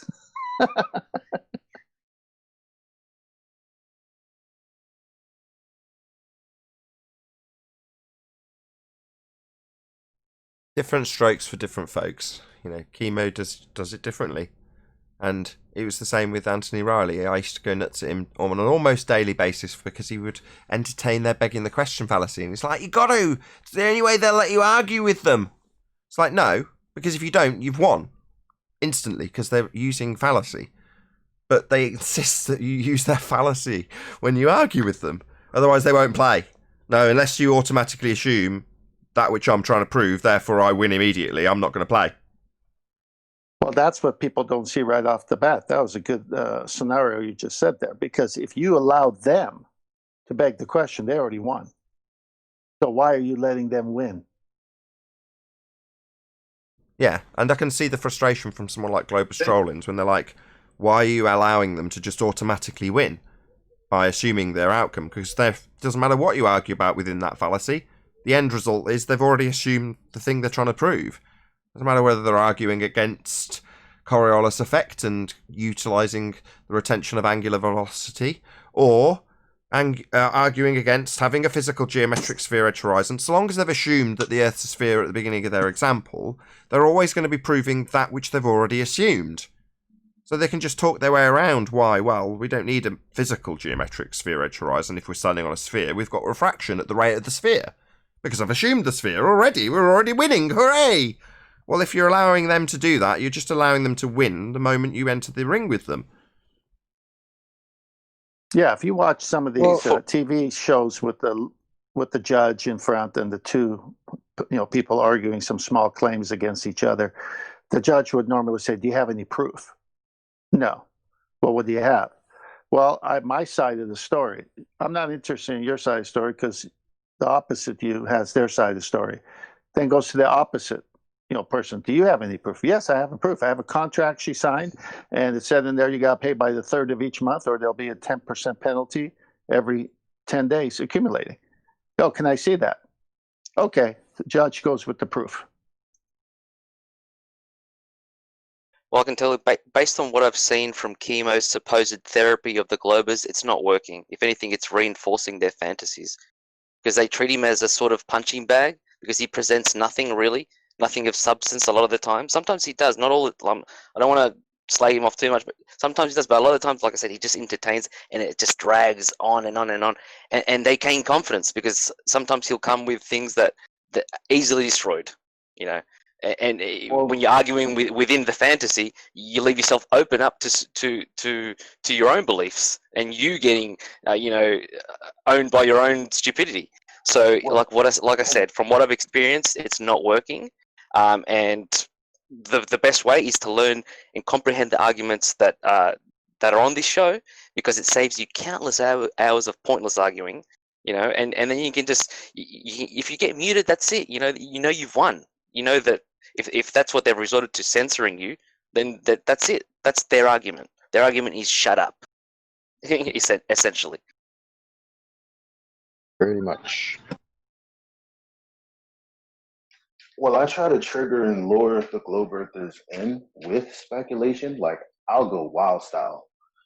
But each speculation I have ties back into an argument that they can't refute in under 60 seconds. I'm sure you've seen it. Yeah, so you have a style that works. Space fishing. Whereas, sorry? Space fishing. Right? Fishing for dollars. The thing is, you comprehend the arguments. Like I said, Chemo is here, so he can defend himself if he likes. I was challenging him on whether he knows the scientific method or not. He went quiet because, like I said, he claims that the Globers were schooling me yesterday on the scientific method. And, that's where I claim that, does he know really what he's talking about with these guys? Is it actually getting anywhere? Like I said, to me, it's not. It's actually reinforcing their beliefs. Well, when I first got into this thing and I started engaging with all of you guys, it was like, I was in that same boat, wanting to help. But if Chemo is not where I'm at now, because I think I'm helping the most, and I'm really doing it not with some of the more complex arguments. I'm doing it with observations that I'm doing myself. And it's like, if you've come this far and you don't know how to do, well, I don't want to say he doesn't. I don't know. I don't really follow his show. I haven't known about it. I would like to check it out. But if he's still at the point that I saw him last, which is in Jim Pandas, talking to them for hours and hours about essentially nothing, then I would begrudgingly agree, because Chemo's he's my guy. I don't mean to slight him like this, but You gotta speak up for yourself, man.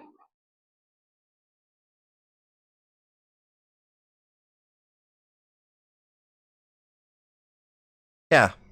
Other than Well, how do you guys think Chemo did with Tony Purcell when he held him on the scientific method? What do you say about that? none of them heard you because we're in the transitional period. Oh, that was perfect timing, I guess. Yeah, hold on. Say that again, 10th man, because no one actually heard you say it. I said, how do you feel about Tony Purcell when Chemo held him to the scientific method on that one show that he aired? Do you think he knew the scientific method then, and did he put Tony Purcell to the task?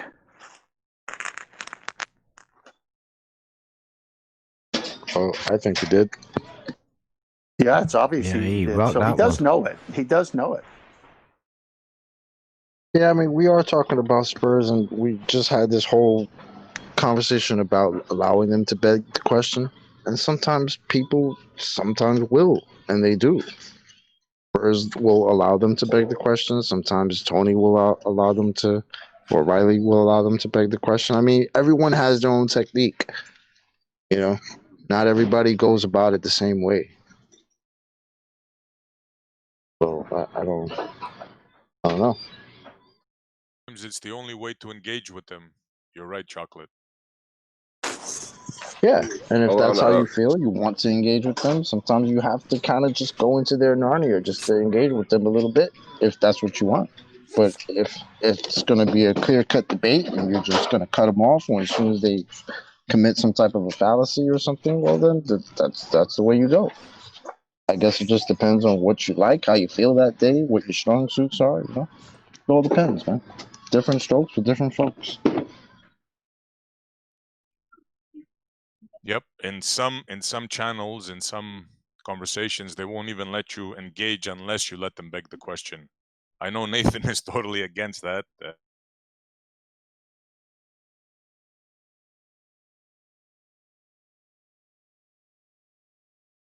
But notice, Chocolate says we allow them because we can shut them down at any moment and say, well, that's not in nature. We don't see that anywhere that you can. And I know you could. hypothesize. That's why I said what I said, brother.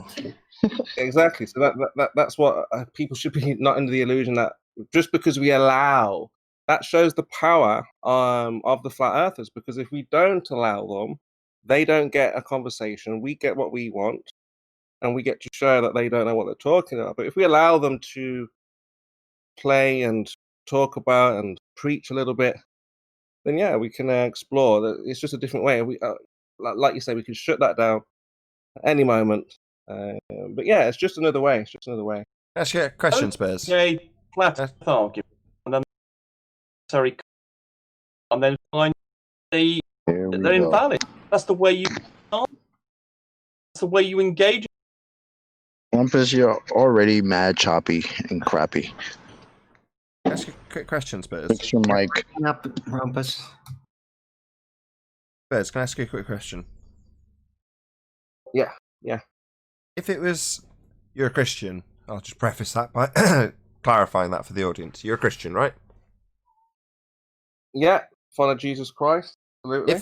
If instead of begging the question of a sphere Earth, it was just a little bit of Satan worship instead, how long would you tolerate it for? So, what do you mean? I don't understand. Instead of them saying, if I assume the Earth's a sphere, they say, yeah. If I assume, and then make their declarations of worship to Satan. How long would you tolerate that for before shutting it down? Well, we'll shut it down right away. I see. So, how is it any different when I say, why are you allowing them to beg the question? Why are you allowing this Satan worship?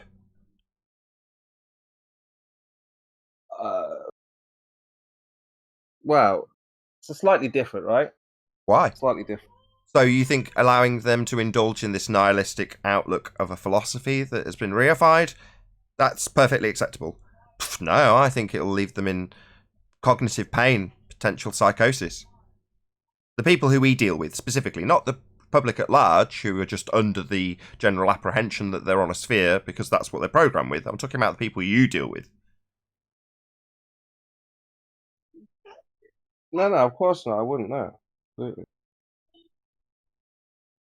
So when you But it's when slightly when it different now. when it's put to you that you're not helping Because by Globus, I'm just trying to reiterate Globus Trolling's point, which is to say that he doesn't think you're helping, and I'm trying to juxtapose Right. your allowing them to beg the question of a sphere Earth with just allowing a little bit of Satan worship, and you're like, well, that's not tolerable. Well, how is this different when it's just merely a philosophy that's been reified, a religious belief, if you will? because it's not. I mean, it's not quite the same. Like I say, this is something that's been taught since we were children. For a start, when you have religion, you can have that as a child. You grow up, you make a decision. With the globe, that's reinforced in a different kind of way, propaganda. So it's slightly different. So this is more something that is actually physical that we can prove, but religion is faith, right? It's my faith. So I can't actually show you God, whereas we can show that the Earth is not a globe. A bit different, slightly different.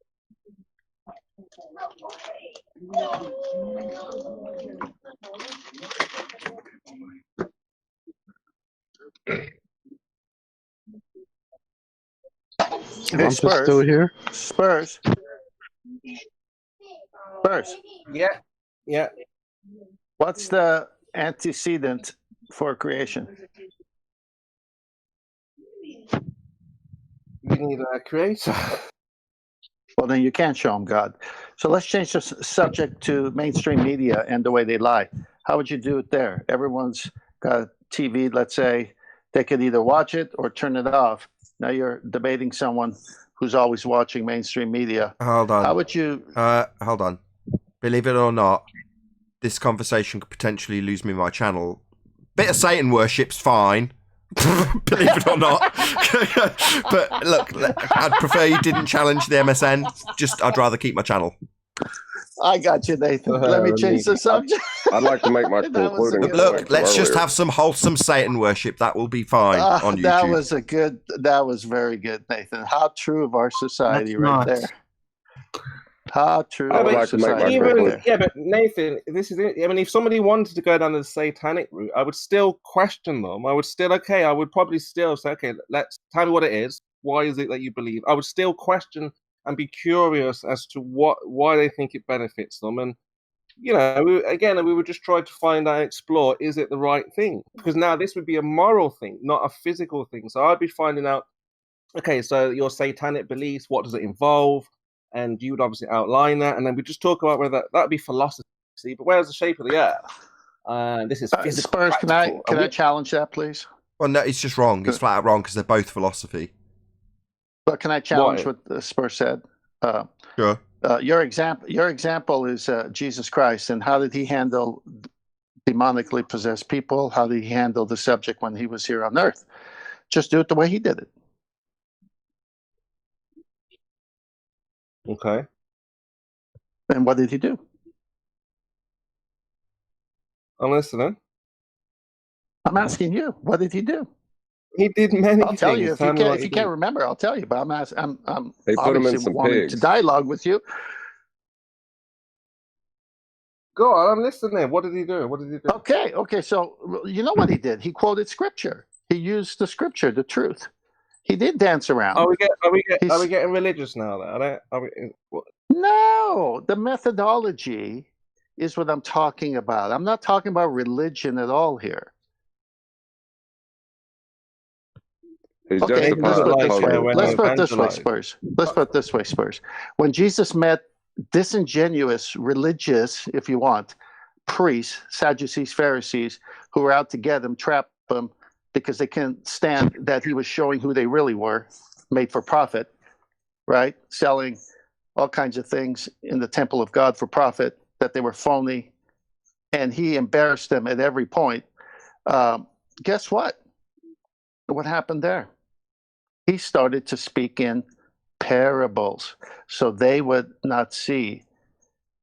But prior to that, he told them head on directly. And then when he was arrested and they were questioning him illegally at night, which is against their law, tell us who you are. Just plainly tell us who you are. And then he wouldn't say anything. And then Are you the Son of God? Well, you said it. He made them say it. He's the example how to debate angry people. Right. So the Earth's flat, is it?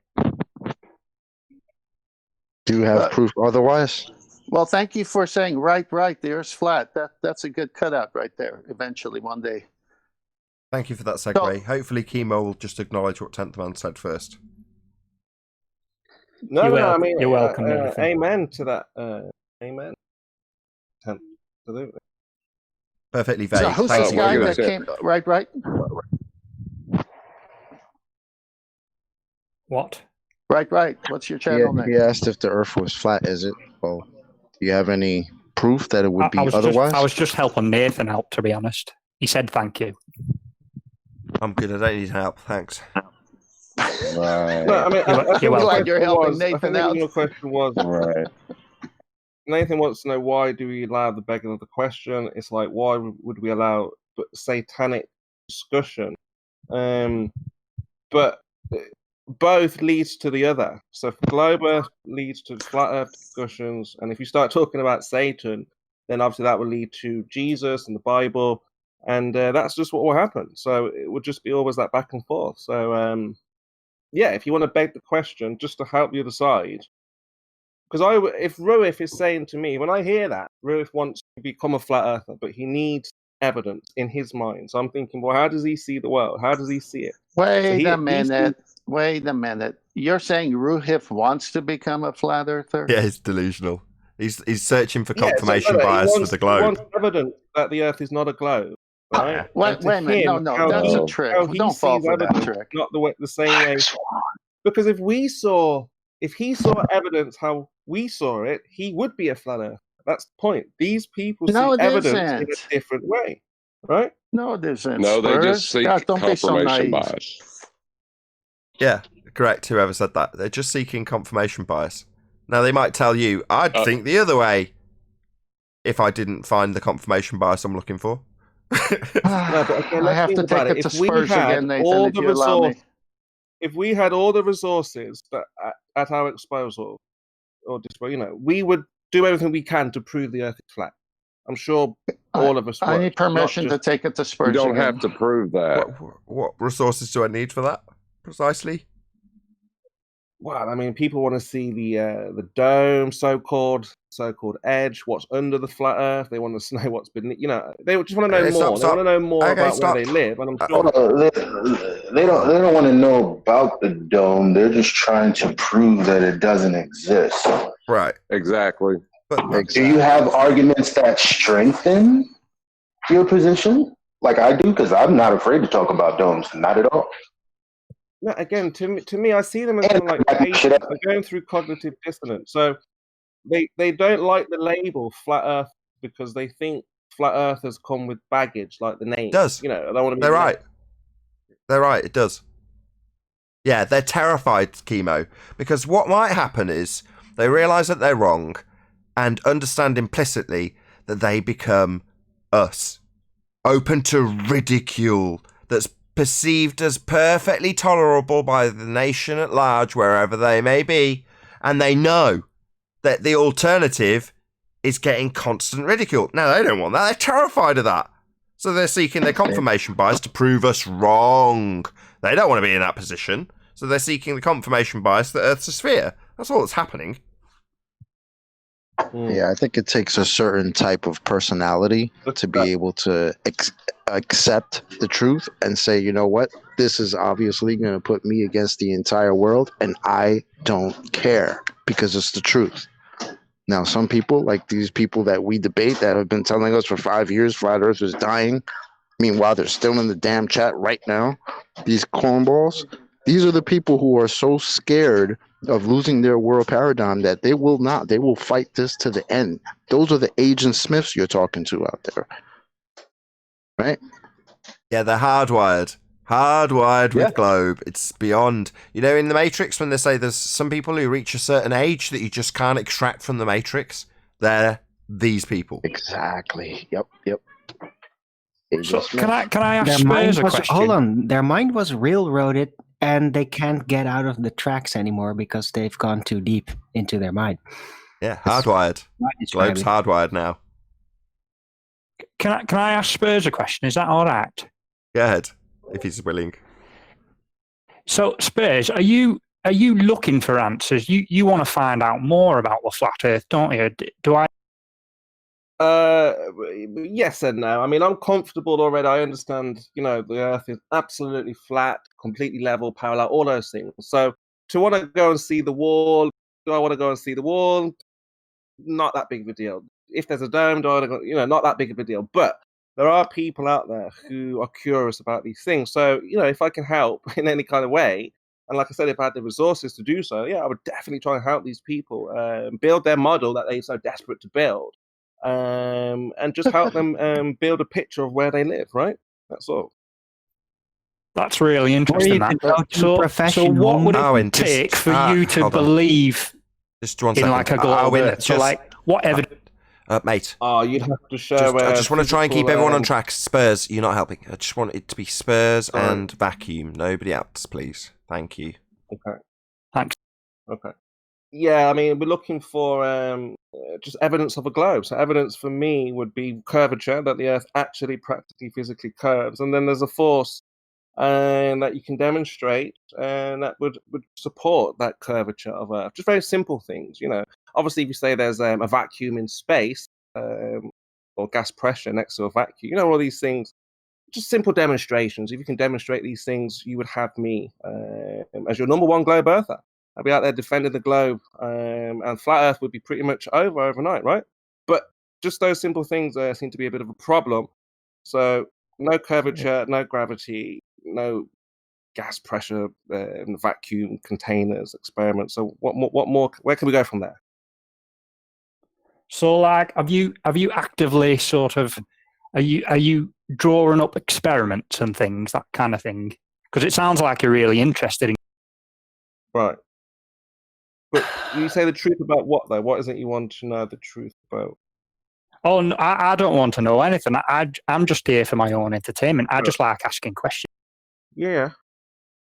Yeah, I mean, like I say, it's about the claim. So as I see it, I see the world, I observe the world flat, stationary. Now, obviously, if you were to say something like, well, no, it's not, it's curving and spinning, they're moving, then obviously who's the onus on? Who should prove that? Who should demonstrate? Well, if you claim the Earth's spinning, you should have to prove it, I guess. Right. And if you say it's curving, who should prove it? Well, if you make a claim, I think you've got to prove it, yeah. There you go. So that's it. So I'm comfortable with what I see. I'm comfortable with the way we can travel. We have maps. I know, but Yeah. Sorry, I don't want to talk over you, but Sure. I know, I understand you saying that, but you want to sort of expand that and find out exactly, because it's all well and good saying the Earth's flat, isn't it? But there are other questions you could ask. So like, how flat is it? Or is it sort of convex even? You want to get to the root of all that, don't you? Well, again, why? Why do I need to know how flat? Well, that is like humans. Humans sort of strive to find out these answers, don't they? Yeah, but again, what benefit will that have? Well, just knowing is a benefit, isn't it? He's right. Yeah, it's wonderful. It's one of the best parts of figuring out that we didn't actually have all the answers that we thought we had. Wonderful. Yeah, nothing but a world of curiosity ahead of us. But what's your point? No, I'm asking. I don't have a particular point, but I'm just interested to know that Spurs, he wants to find this out. Nathan, you don't seem to want to. You're happy just to say it's flat. Divining my thoughts. Because it is flat. I've just described how wondrous it is not knowing. Sorry, Nathan, I didn't mean to divine your thoughts. I'm sorry. No, I think I agree with you. I think people will have lots of questions when they figure out that the nature of their observable world isn't as described in a philosophy called heliocentrism. That opens up a whole load of questions. I agree. I think I know. upright. But it's sort of like you name. go over the same points over and over. If you think you've proven the Earth's flat, you need to expand on that now and just sort of like get to the root of what's going on. Oh, so you think that because we've demonstrably disproven Earth's sphericity and demonstrated obvious and observable flat and stationary world, that suddenly that the rest of the Western world will just change their mind because we've done that once? Sounds like he wants us to. No, I want more answers. I don't think you can do it. I but see. You should sort of push it in that direction. Flat Earth maybe. Early Bird Show every day. Sorry, yeah. So what you're saying is you're in the same boat as us. Suddenly you've had all of the answers you thought you had robbed from you, and now you're left with nothing but a lot of questions, correct? Yeah, exactly. We need to get to the root of what's going on, Nathan. This is we. We?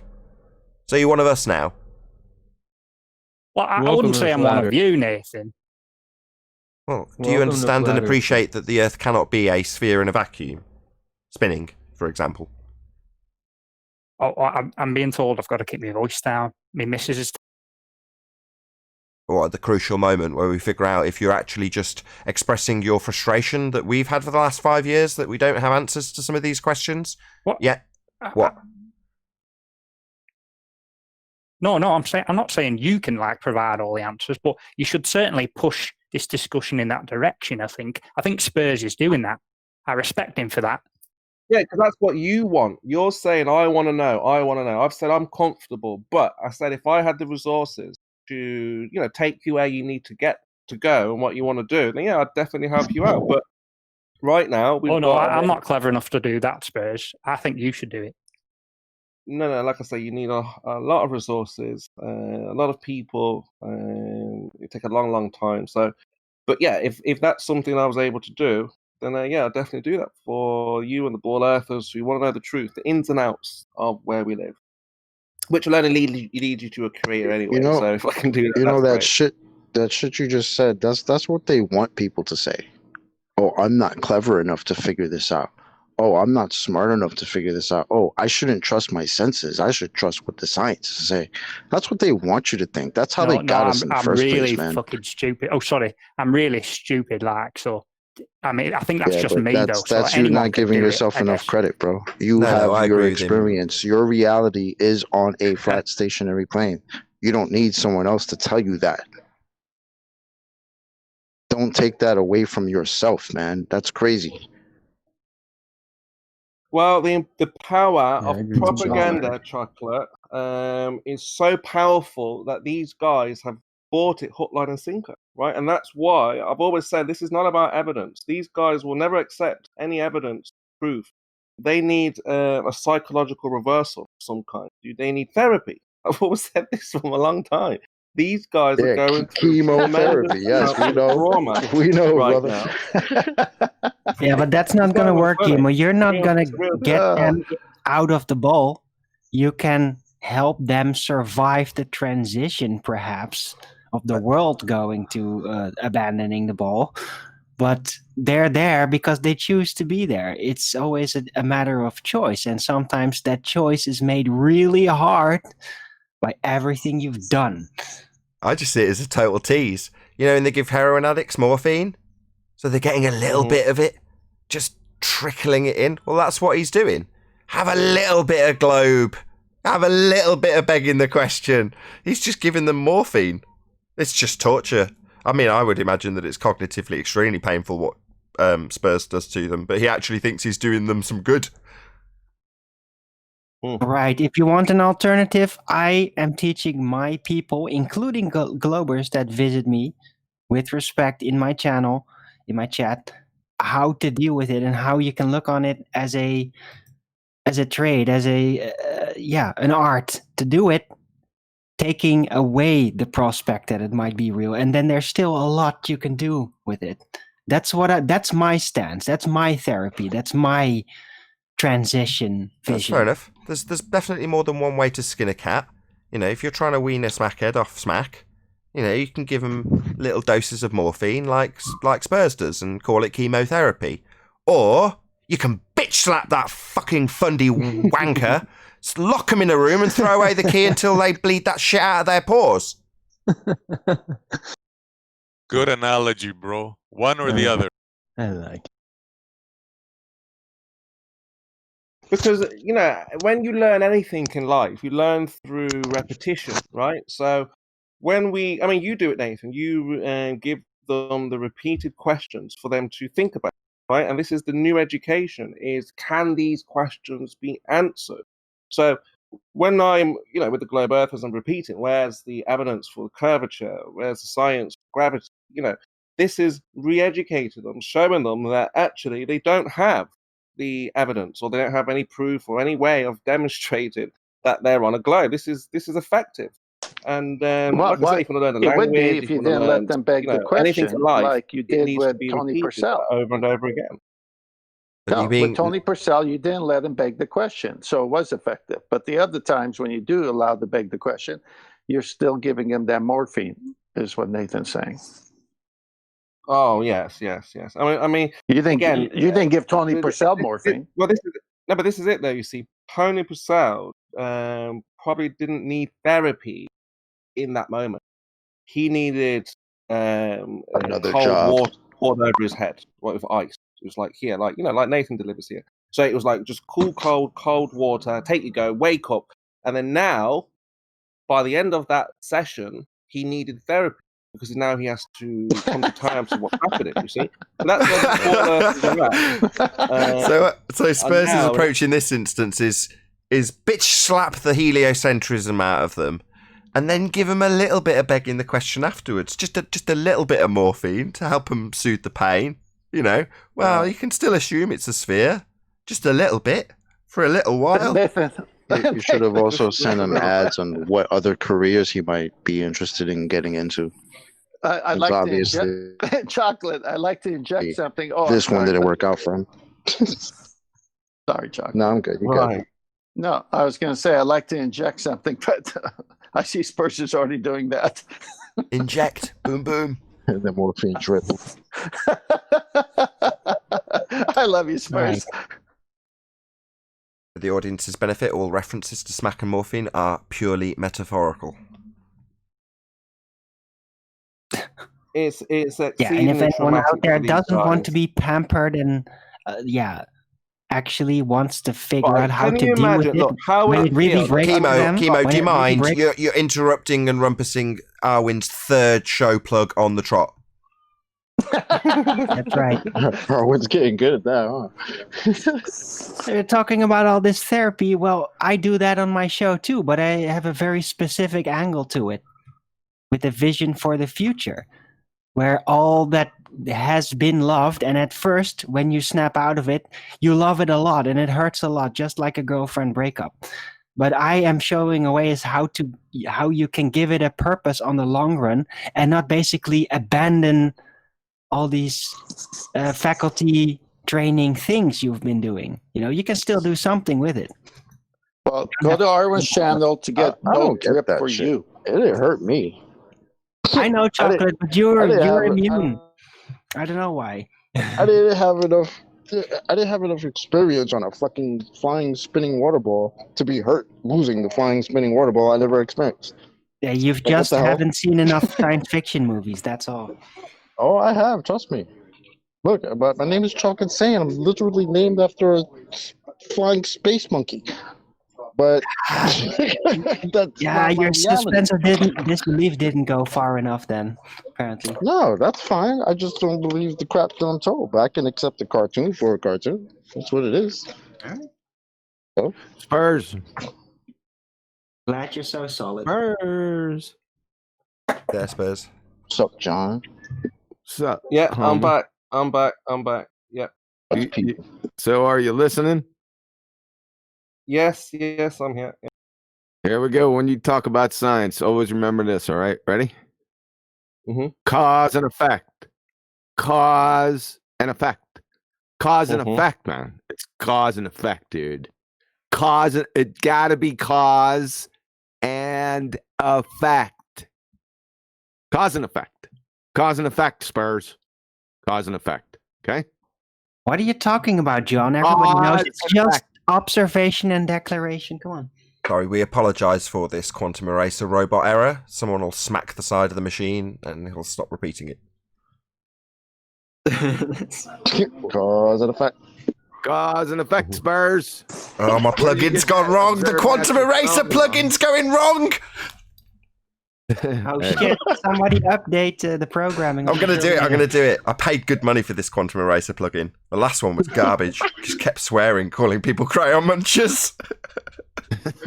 This one keeps saying, "What's peeping, dog?" Yeah, I keep telling people. They think I'm joking when I say I got a black Quantum Eraser plugin. They just think I'm joking. Spurs still out there? You there, Spurs? I had to educate Bob the science guy on this yesterday, QE. I hope What a Jose transition. recorded it. That was an excellent segue. Totally excellent. Cause and effect. Gotta remember, it's about. Well, I had to educate. I mean, Bob was saying that you don't need an independent variable. It's completely laughable. He was saying that he can use measurements as his cause. Obviously, we know measurements are not the cause, but again, it's re-educating these guys. It's like John's just repeating there repetitively.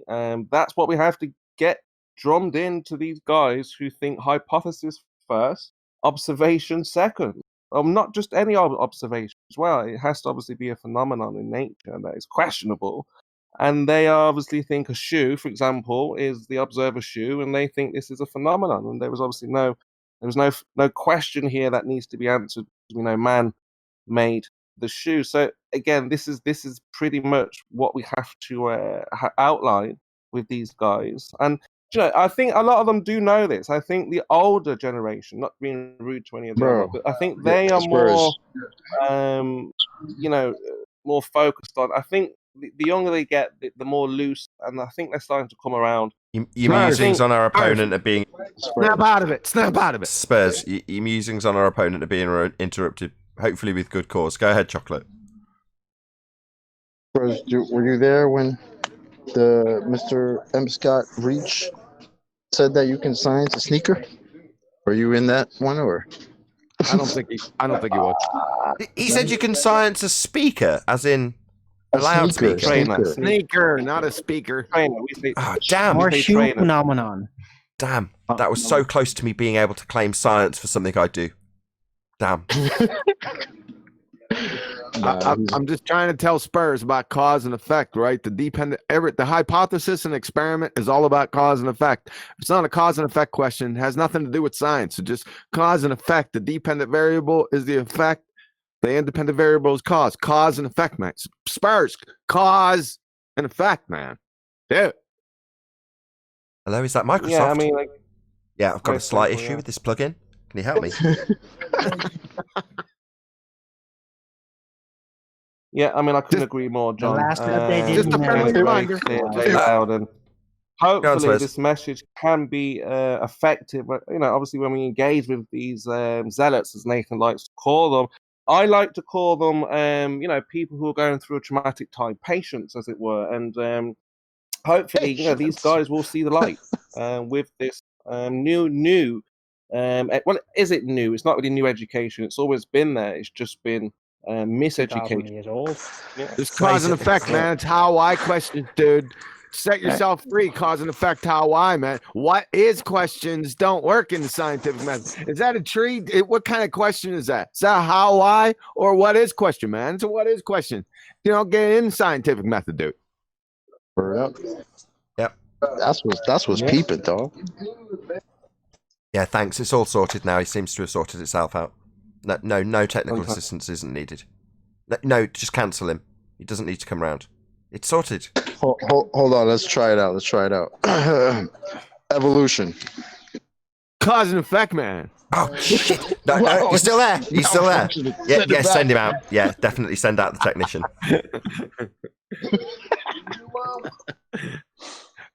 What's that? Pray tell. It's sort of working, isn't it? It's sort of working. Well, it actually evolved from the first statement. Oh, shit. Are you peeping, dog? Oh, and I figured out what the problem is. 2 of my cores in the processor are down, so it's obviously just reacting slowly. That's all it is. I'll figure it out. Once the computer's restarted, the quantum eraser bot will be back to normal. It's all good.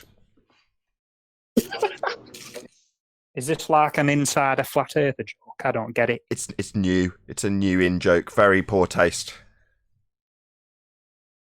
Quantum eraser is literally like Kit, like the artificial intelligence in the car. except he's in Nathan's computer. No, he's on the internet. Technically, it's Dirth's computer, but we won't cover that.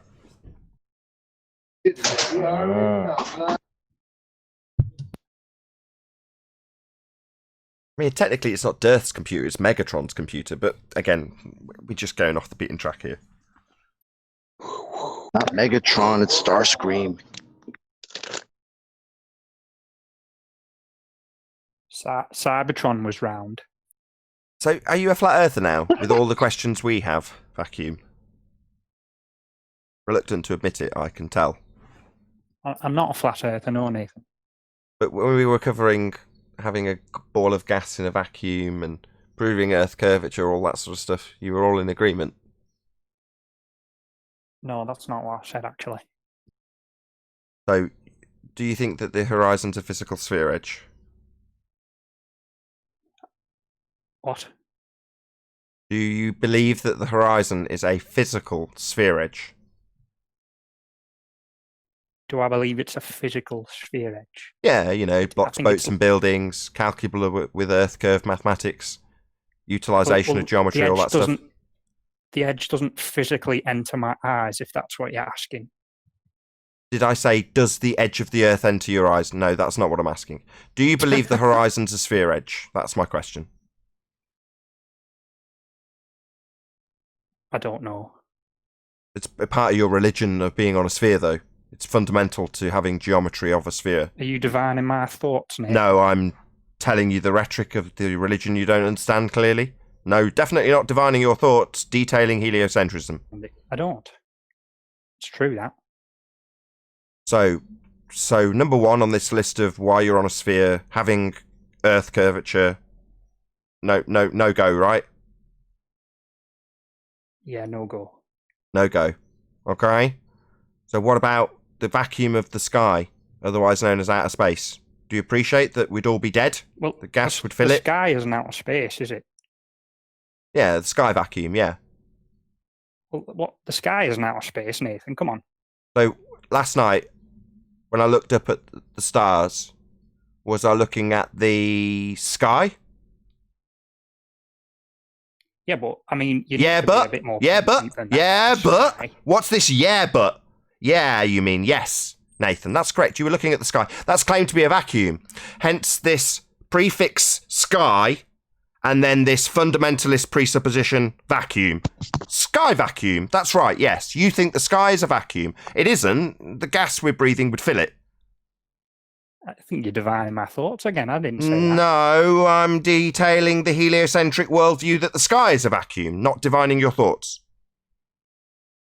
Well, if I quoted Bob Nodell and said he subscribes to your religion, you'd shut me right down, wouldn't you? Sorry, what was that word salad? I don't understand what Bob Nodell has to do with this. Maybe you can example him? I don't Oh, understand come on. what I you're think you're talking smarter about. than that, Nathan. Do I have to spell it out for you? What, give an example with clarity? Yes, please. Well, hasn't he proven Earth rotation twice? No. Tell us how we did that. Next topic, then. I was going to get to Earth rotation next. We're still on the sky vacuum. I've got really three things. Sort of top three, really.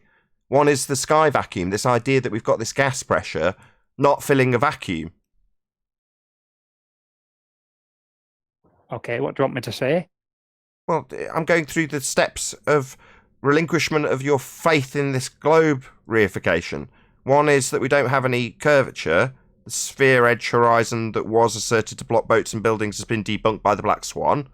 Then we've got this gas pressure without a container in violation of natural law. The gas we're breathing would fill the space if the sky was a vacuum. And if you don't have any response to that, it means presumably that you're under the understanding that we can't have a sky vacuum. Unless you've got anything to respond to that with. Moving on after that, it'll be. I think I'd like to go back to my earlier point. So, like, you've proven all this, inverted commas.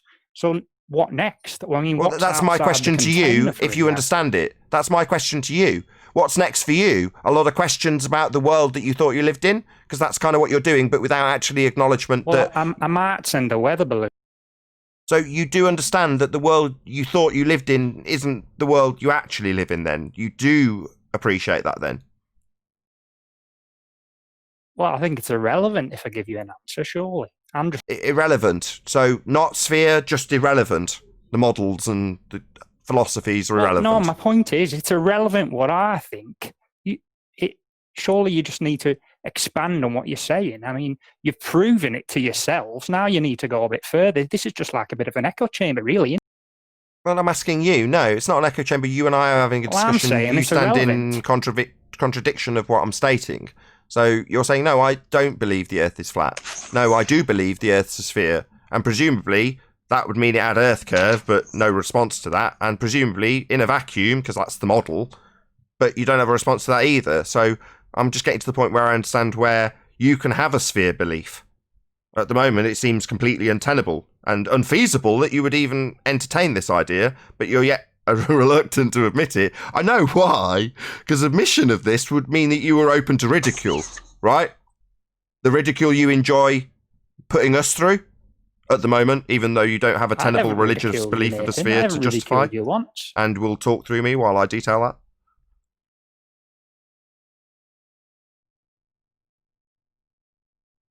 Hey, Vacuum, you said it's irrelevant what you say, but you haven't said anything.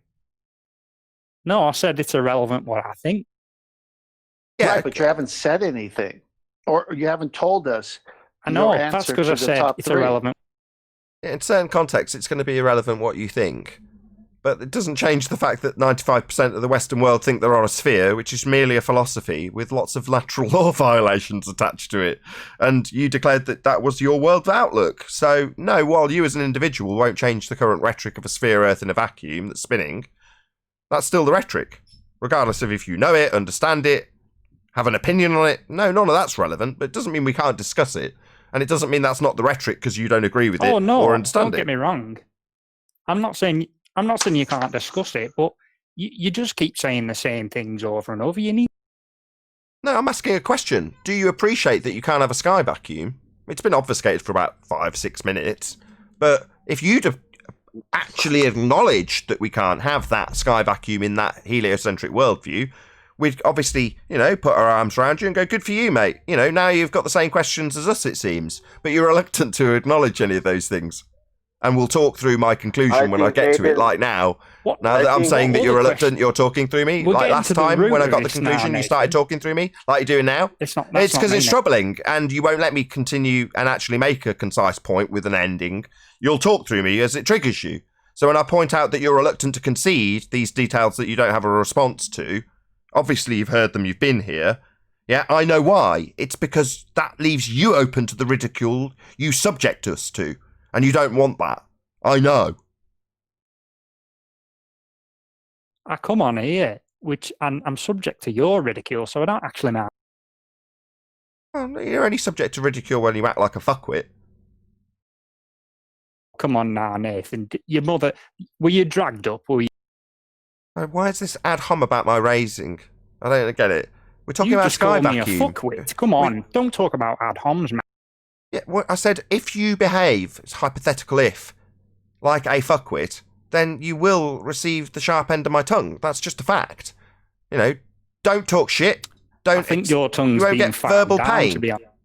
Don't talk through me, you won't get told off. Things like that. So far, so good. We're just getting to the point where we expose your reluctance to acknowledge your defeat. And I'm detailing why you have that reluctance. It's because you'd be subject to the same ridicule we are, and every time I detail that, you start talking through me. Because you don't want to hear it. You don't want to hear that us pointing out that you have got an untenable sky vacuum belief, and you acknowledging it would leave you in a position where you could be ridiculed by the people around you. Those vultures just waiting to pounce on you and categorise you like us. Now, you definitely don't want that. I know that, and you know that. Have you seen they've spotted vultures in the UK for the first?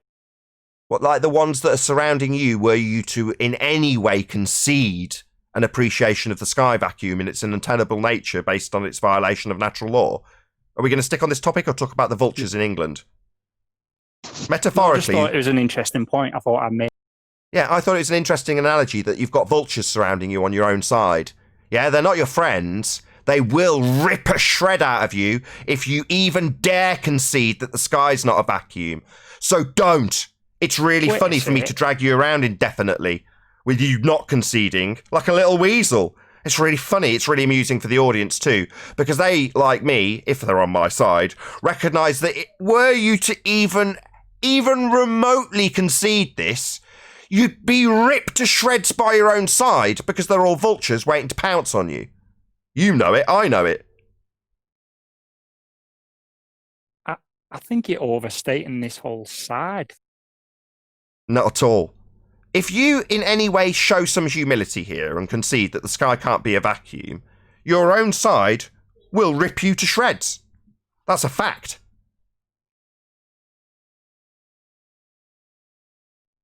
I think you're right in a way. I know I'm right. Do you not think I've been here for 5 years, subject to that ridicule that you would be open to were you to concede?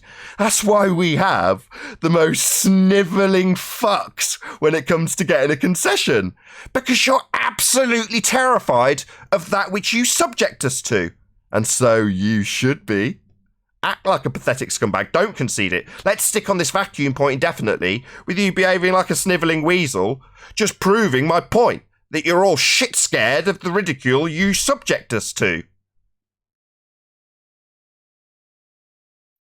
Okay, I don't know what your point is, though, to be honest. My point is that you will not concede that the sky can't possibly be a vacuum. It's ludicrous to assert such nonsense. Because were you to concede, you would be ripped to shreds by your own scumbag fundamentalist zealot side of globe-believing fundies. That's my point. You're doing nothing but asserting beliefs and discrediting people. You're doing nothing but poisoning the world. It's a red herring. It's an ad hominem. Who is? It's literally not valid. Who is? What's not valid? Need to get specific. If you say who, you need to talk about who. If you're going to give an example, detail that example with specifics. So vague. Why? Your entire conversation with vacuum was nothing but a red herring, an ad hominem, poisoning the well. Look it up. Or you just repeated the same list of fallacies with absolutely no clarification being given. Do you think I'm just going to sit here and let you parrot this same list of fallacies over and over again without giving any clarity whatsoever to what you're spouting? You need to give clarity. Give an example. Pick one of the fallacies. Detail what's happened with that fallacy as an example. Go.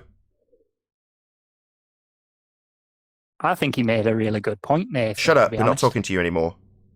Why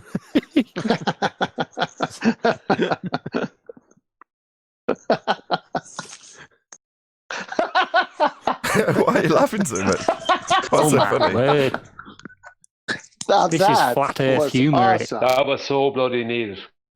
That was so good. Listen, we all know what's going on here. He had 3 housekeeping questions. He never gave an opinion or an answer to it. He dodged every one. And then this guy comes in and says, you're the one doing the red herring. Right. Yeah, project that onto us without example. Just spew it, man. It'll make you feel a lot better if you think that we're guilty of all the nonsense we've been subject to here. Yeah. Maybe tell us we're cherry picking. That's a good one. Can I ask you a question? Can I try Nathan like a glober? Oh, we've got a couple though. I can't really allow the devil's advocate, Mike, when there's 2 globers fighting to red herring and obfuscate. Look, I believe that it's globe, but it's irrelevant radius, vacuum, and anything. Let's get back to the guy with the baseless generalized assertions, vague, baseless assertions. He run them together. It looks like you got a glossary of fallacies. Can you pull one of those fallacies out? Go ahead and support. Get this in your vocabulary. You know, claim then as evidenced by. That forces you to, for your next statement, to provide support for the horse shit you just claimed. So, horse shit, then as evidenced by specificity, please. That's the word. Specificity, please. Pickle Rick. Can I ask both of you like a question? Pickle Rick. take that as a yes. Do you have any? Me Nathan, repeating this the is to person you, we've asked and the maybe question, Quantum you'll and take that Eraser as a well. yes. That'll get you muted and Do shut you- up and kicked out of the show. Yeah. Pickle Rick, you spewed a load of baseless assertions, listed off a load of fallacies. We're asking you to detail and example one of those fallacies. Let's go with poisoning the well, Pickle Dick. How in the world did Nathan poison the well? Please. What is poisoning the well anyway? And then how did he do it? Yoo-hoo! Pickle Dick! Archaea is expert on poisoning. Oh, wells. God. Just loads of Are you people coming to Pickle save Dick? him. They sense blood in the water, these vultures. No, one wingman came and won't talk. Now here comes the second wingman. Yeah. Yeah, it's responses from the wingmen. The retarded wingman. Pickle They all white Dick. light for each other. Pickle Dick. Not gonna Hello. He's not going to respond. Essay. He's not going to. Clearly. That said, I didn't give an example. I didn't say you will have your vultures turn on you as exampled by. Oh, Rick's got the right idea as soon as I start talking, open his fucking mic. Right, cunt face? Right, cunt face? I started talking because you'd left protracted silences, so that's the right time for you to talk your shit straight through me. Maybe claim that the little 3 or 4 seconds of you interrupting me was actually you making your point. Yeah? Tell me about it, right? You just made a full example of your fallacies, right? Or total mic silence when I shut up. Watch. I just heard pickle a few times. I assume somebody was talking about me. I'm not sure. Oh, right. You spewed your My baseless word. assertions and then just wandered away from the mic and stopped listening to anything anybody replied to you with. That figures. So you spewed off a load of fallacies. I'm sorry. I'm phasing out insults. That's why I can't pick up. No worries. You just have to... Maybe you should phase yourself out. Yeah, just prick your ears back and try and pay attention. You listed off a load of fallacies, and we're asking you to actually give an example with maybe one of them in isolation, with an example specifically of how that fallacy was being utilised by you. Can you do that? Pretty please? Not in any way that you would accept as valid. Don't divine my thoughts about what I'll accept. Just try and do it. I made my statement in 2 sentences. If me pointing You've got an audience. You're trying to convince the ladies and gentlemen of the jury. Pickle Deck. Pickle Deck. Rejecting. Stop your diarrhea of the mouth. Pickle Deck. Pickle Deck. Stop your diarrhea. Sorry, for a second. he doesn't get what's going on, QE. So what's happening is he said, no, I can't give you an example in any way that you would accept. In other words, the answer is no. Now he thinks that given that he said no, he's now got unquestionable control of the mic. No, you've said you can't give us an example. So that's a no then. You can't do that then. And I would like to add a 2-sentence explanation without you talking through me. Is this okay? No, we'd just rather you detailed the fallacies you accused us of with an example. Can you do that or not? Why should I? I can just kick you the fuck out then. Bye-bye. Baseless assertion using motherfucker. No, you don't get to just come here and say you're a bank robber and a rapist and then fuck off from your mic and claim that you're downloading something. No, that's not how it works. That's the behaviour of a cunt. No, you don't just get to claim we've poisoned the well and then not give a specific detailed example of it, only for us to ask for one and you say, why should I? Well, because if I claim you're a rapist, you better damn well expect me to prove it with some sort of example. Not just say, why should I prove you're guilty of this crime you need locking up for? I can just merely state that you're guilty of it and then have you locked up, because that's totally reasonable. Or the behaviour of a complete cunt. I think it's the latter. Hence, you've been kicked the fuck out, cunt. What a moron, man. Well, that's what we deal with. We're trying to get you to support what you say, and don't worry about what we're going to do in the future. You're not presenting your case to him. You're presenting your case to the ladies and gentlemen of the jury that are listening to this, not to us. You don't have to convince us. You have to convince the ladies and gentlemen of the jury, but you can't, because you're sniveling in weasels. Thank you. Perfect ending. With that, I'm going to say a huge, massive, enormous thank you to both Discord and G Plus panels for making today's after show possible. And of course, a massive thank you to all of you in either Nathan Oakley 1980 Premiering stream or Nathan Oakley Premiering stream for hopefully smashing the super chat, liking, commenting, sharing, subscribing, and all that good stuff. Be sure to check out nathanoakley.com and the Flat Earth Debate Forum to keep up to date with the community debate. I've been Nathan Oakley, and I'll see you all in the next video.